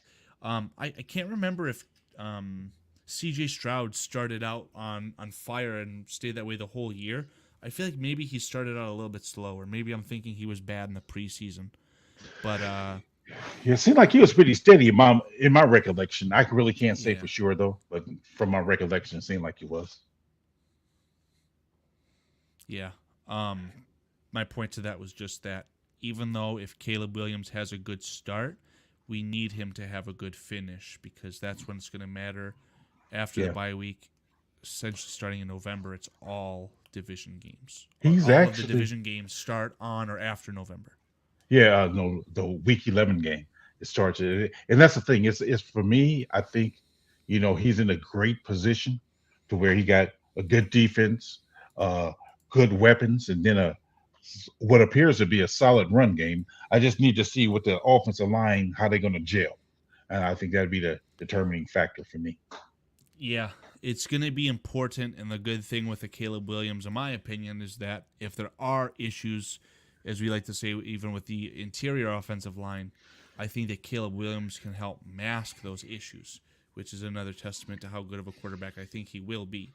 Um, I did want to bring up something regarding PFF having the Bears secondary ranked 19th. Just really disrespectful, in my opinion, to have the Bears not even in the top half, let alone not the top 10. But we're running on almost 3 hours here, and it might be a good talking point for next week, especially if I can get a little bit of fact behind it as well. I'll just throw up the roster really quickly. When you have names, you're starting five lineups, so to speak, in the secondary. Jalen Johnson, Jaquan Brisker, Kyler Gordon, Tyreek Stevenson, and Kevin Byard. You could really make a strong argument that Jalen Johnson is the best cornerback in the NFL and Kyler Gordon is the best slot cornerback in the NFL. Obviously, there's going to be cornerbacks who are the team's number one overall cornerback that play in the slot and follow around their best receiver in the slot. But in a vacuum, to not have that Bear secondary ranked in the top 10 is asinine, in my opinion. Yeah, I think our secondary. Look, to your point, I think our secondary is the strongest unit on our team. I really believe our Offense secondary or is. defense, right? Yeah, yeah. I think it's Yes, yes, yes, yes, our yes. strongest unit. Um, but yeah, it's just silly, especially when you have a team like the 49ers and say, oh, the 49ers have the best secondary in the NFL. No, they have the best linebacker and they have one of the best defensive lines that help get the ball Yeah, out or sack the player before they have to cover for that long. So if you have, average players covering for 3 seconds, they're going to look a lot better than what the Bears have, because aside from Montez Sweat, who didn't even join the team until halfway into the season, the secondary has to cover for longer. And Jalen yeah. Johnson had a better passer rating against than if a quarterback was to take the ball and throw it into the dirt every time. Yeah, So, again, I think PFF, go ahead. I think the 49ers is going to have probably a difficult time because they lost Eric Armstead, so their defensive line may be Yeah. suspect this year. So to your point, their secondary might get exposed. I don't know. I don't want to say exposed because I think that the 49ers are a really good team, and I don't think it'll be they won't miss the playoffs or anything silly like that, barring an Right. insane number of injuries. Well, I agree with Um, that, but I don't think that they're going to prove themselves not to be as strong as their number one ranking would prove or is said to be. I think that's what I mean by exposed, by having that not that much of a pass rush. Yeah, they did get Leonard Floyd to come there, but losing Eric Armstead, I, I think that they will get exposed a bit to show that they're not worth that number one ranking. Yeah, like a CD Lamb. Let's say a CD Lamb is coming in on fire and he's ready to put up 300 yards. Right, I think that a Jalen Johnson can slow that down or downright stop it, right, as opposed to a Charvarius Ward who could only maybe slow it down at best. So if the true. Bears can take away your number one target, it helps the rest of the team, and the secondary as a whole is just better top to bottom. Even the depth, I think you Yeah. have to think about the depth coming in, because there's going to be plays where you have 2 safeties and 4 cornerbacks on the field. That's just how it works.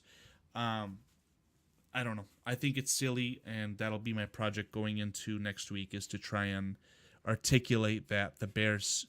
I don't know if I want to say that the Bears have the best secondary in the NFL. It might be a little bit silly. Kyler Gordon's not perfect, whatever you want to say. But Mhm. I think it would be silly not to say that the Bears secondary is top 10. And I'll try and make the argument that the Bears secondary is a top 5 unit in the NFL. Not, and to piggyback on that, I also like to say that even our linebacking core, I would say they're top 10. Our linebacking Yeah, core. I don't know if I could go top 5 because Yeah. Jack Sanborn probably is not a starting linebacker on any of the Right. other top 10 teams. But assuming that Tremaine Edmonds plays at or above the level that he played at, I think that TJ Edwards could be a plug-and-play swap for Briggs on the Super Bowl roster. I think that TJ Edwards already is that good. I know that Briggs is a agree. I very agree. good player as well, I agree but I with that. don't think in that Super Bowl 41 loss that you'd see much of a drop-off between TJ Edwards currently and Lance Briggs. That's I just agree for with my that. money. I agree with that. I think he has been our best linebacker last year. I mean, I think Edwards started off slow, then picked up, but consistently last year, I thought Edwards uh, showed well. He played well. Um, Yes, and much to better than I anticipated. and Cliff saying, our secondary, I guess, isn't, it's better than the Raiders, who the Raiders had ranked number 11. So Yeah. So you've got on the screen from Walt, literally PFF ranked right, the Raiders at 11, which is insane. Obviously, they right, had a good game against the Chiefs, and I don't know, that probably is why they skyrocketed that high. I would immediately tell you that I feel like the Raiders have a bottom half secondary unit in the NFL, and yeah, that article from PFF said, "Oh, one of the reasons they're ranked so high is because of Trayvon Merrick, who that player is worse than Jaquan Brisker and Kevin Byard, in my opinion. I don't care what you have to say. yeah, Um, it's just silliness. And yes, as Cliff said, it is too early to tell definitively. We are doing a little bit of fill-in, but it is something I feel strongly about, that the Bears secondary unit is a top 5 unit in the NFL. That'll probably be the main theme for next week, unless Mr. Dan, Mr. Foster, or even Mr. PJ have anything else to say about it, because it's not my call at the end of the day.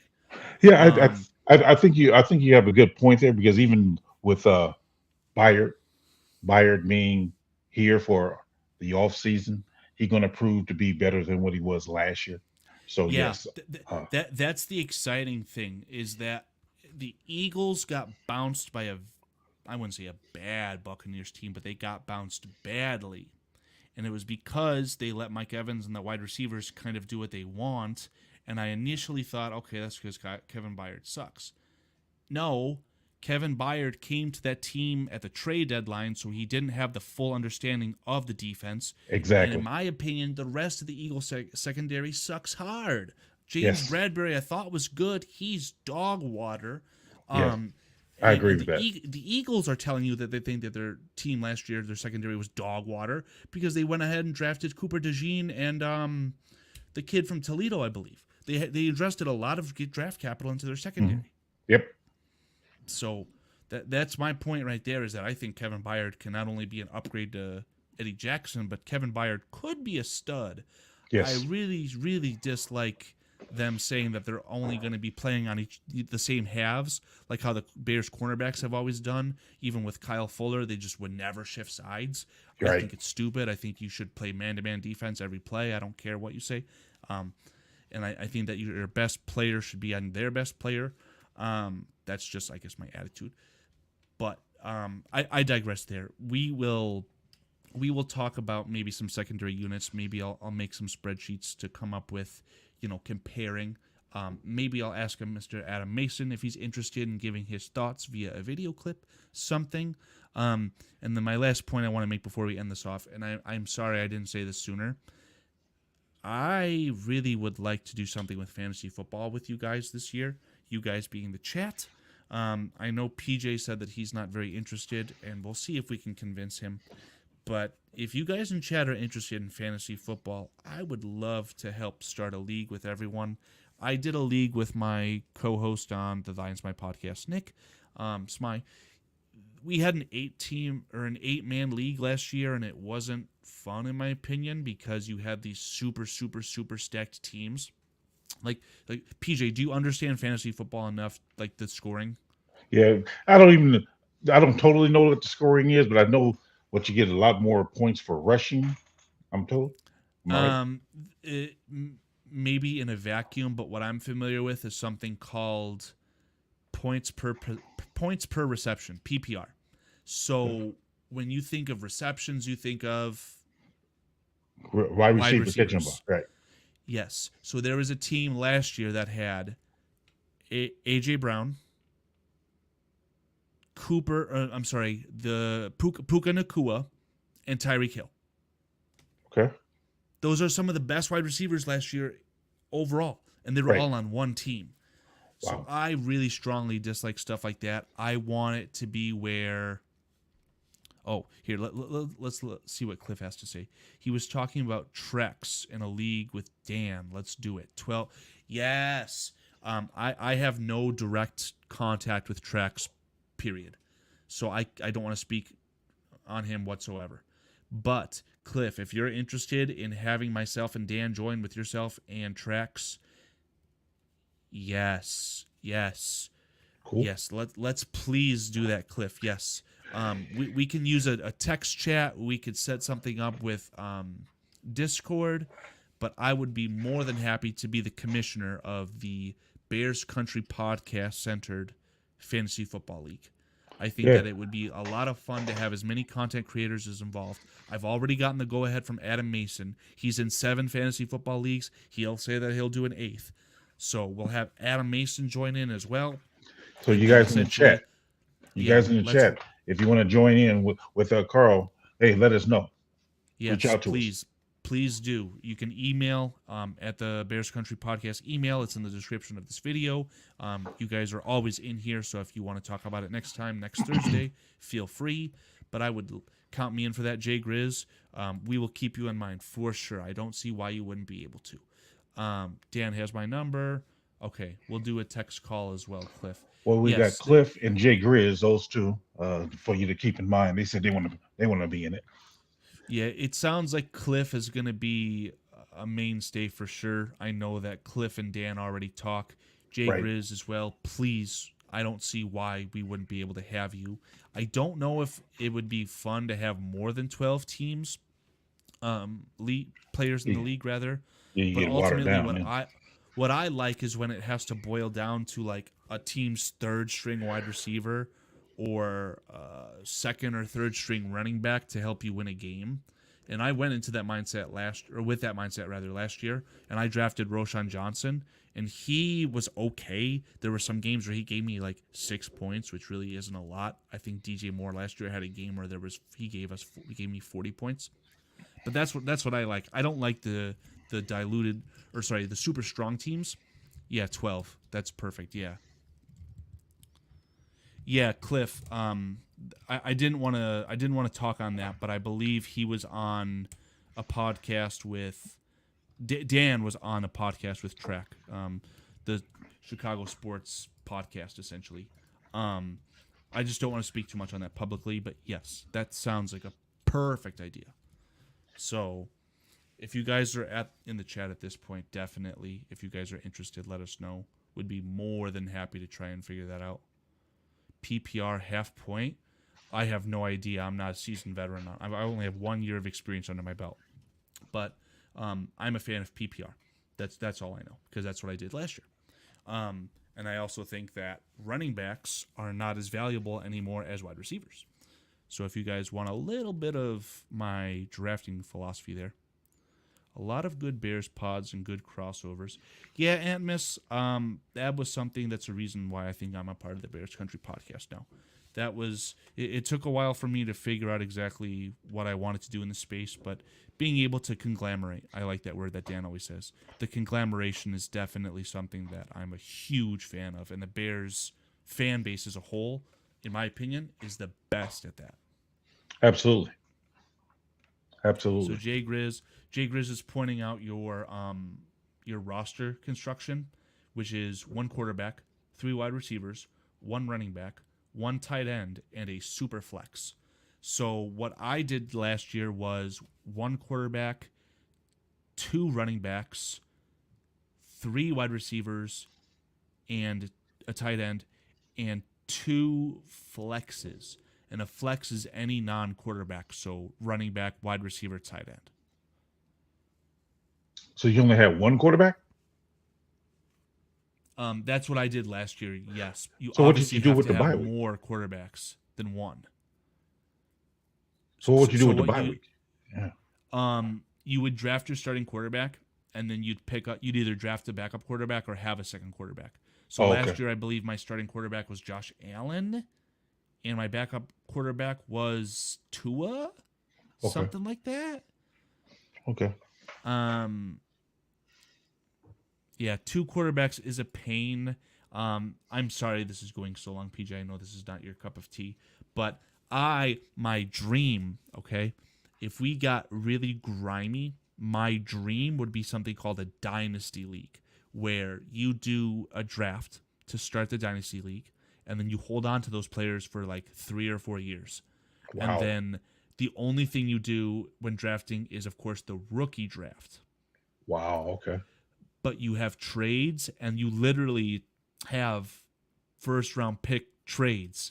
So I know a guy that I speak to, he told me that his dynasty trade, he traded Justin Jefferson for CJ Stroud. And there was more going back and forth. But that's the type of stuff. Yeah, Cliff, I think we're on the same wavelength, man.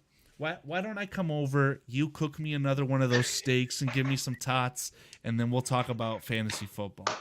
Maybe on my way I'll bring over some buzz balls and we'll call it a day. Well played. It's pretty good. All right, guys in the chat, I want to give a shout out to you guys. Thank you for joining us. Cliff Victoria, Jay Grizz, Antmus. I know I seen John in here earlier. We have In the Huddle with Walt. We have Bearski Film, STC, Mr. Mayhem. Who else we got in here? There are 2 troublemakers. We obviously know of Don Burr and John. They were chatting a lot of you-know-what in the chat today, but they were excellent. They were very engaged. There was a lot to say. I obviously didn't give them a lot of screen time, but thank you both to you guys. Just as much as the Bears fans, we appreciate all fans of the NFL. And Scottish Bear, appreciate you popping in. Jay Grizz, too, just want to point out the super chat. Thank you very much for that. Yes, thanks again for the super chat. I see a Mo Bierman. King Buka World. Yes, King Buka. Antmus. Yeah, Antmus. Thank you very much, Antmus. Antmus had a good comment that I starred. He said that, again, this is the eventual potential target podcast. Yeah. Like I said, I'm gonna get some film on my grandsons and show that on here one of these days. Yeah, we've got a month to go till football, PJ. So if you can give us any football, I think all of us would greatly appreciate that. And I personally know I would. Get them out there on that practice field, show them hitting the bag or something. They love football, and when they're not hitting the bag, believe it or not, they up there bumping into me and nudging me. I'm like, come on, man. The one he told me the other day, the one who just graduated high school, he told me, he said, well, I'm up to 275 pounds now. I'm like, jeez. At what age? Just turned 18. Just turned 18. Yeah, and he's going to the gym. He told me every day now. So I'm like, all right. So what you benching? They're a high school senior. Yeah, he just graduated high school.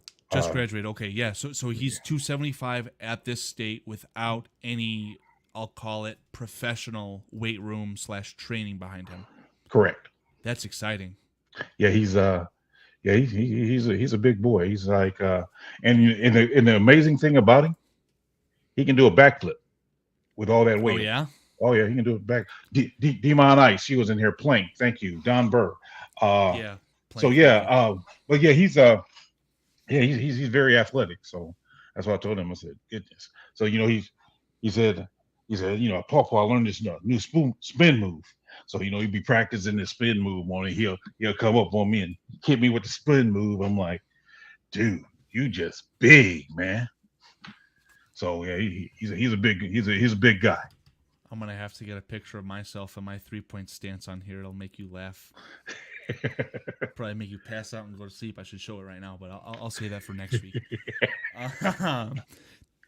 Thank you guys so much in chat. Again, we ranked our quarterbacks today. We've got Caleb Williams as a near top 20. I think it was 21st best quarterback.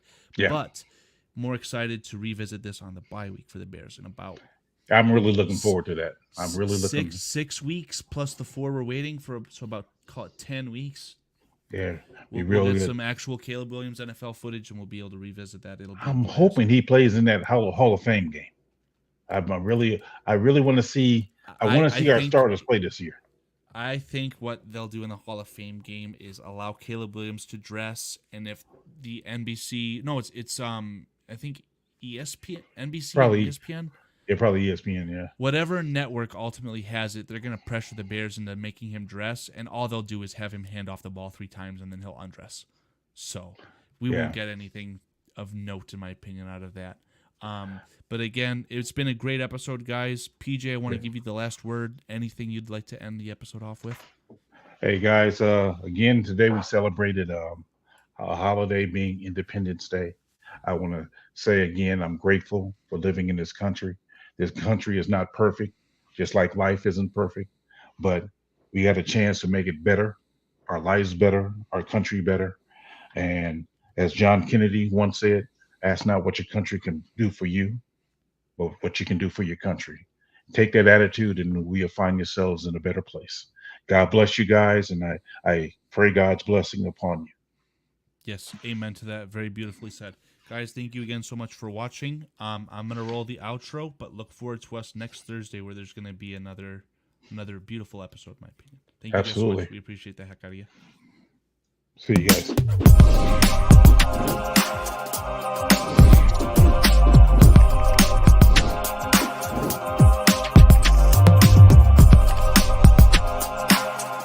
Shit, fuck Green Bay.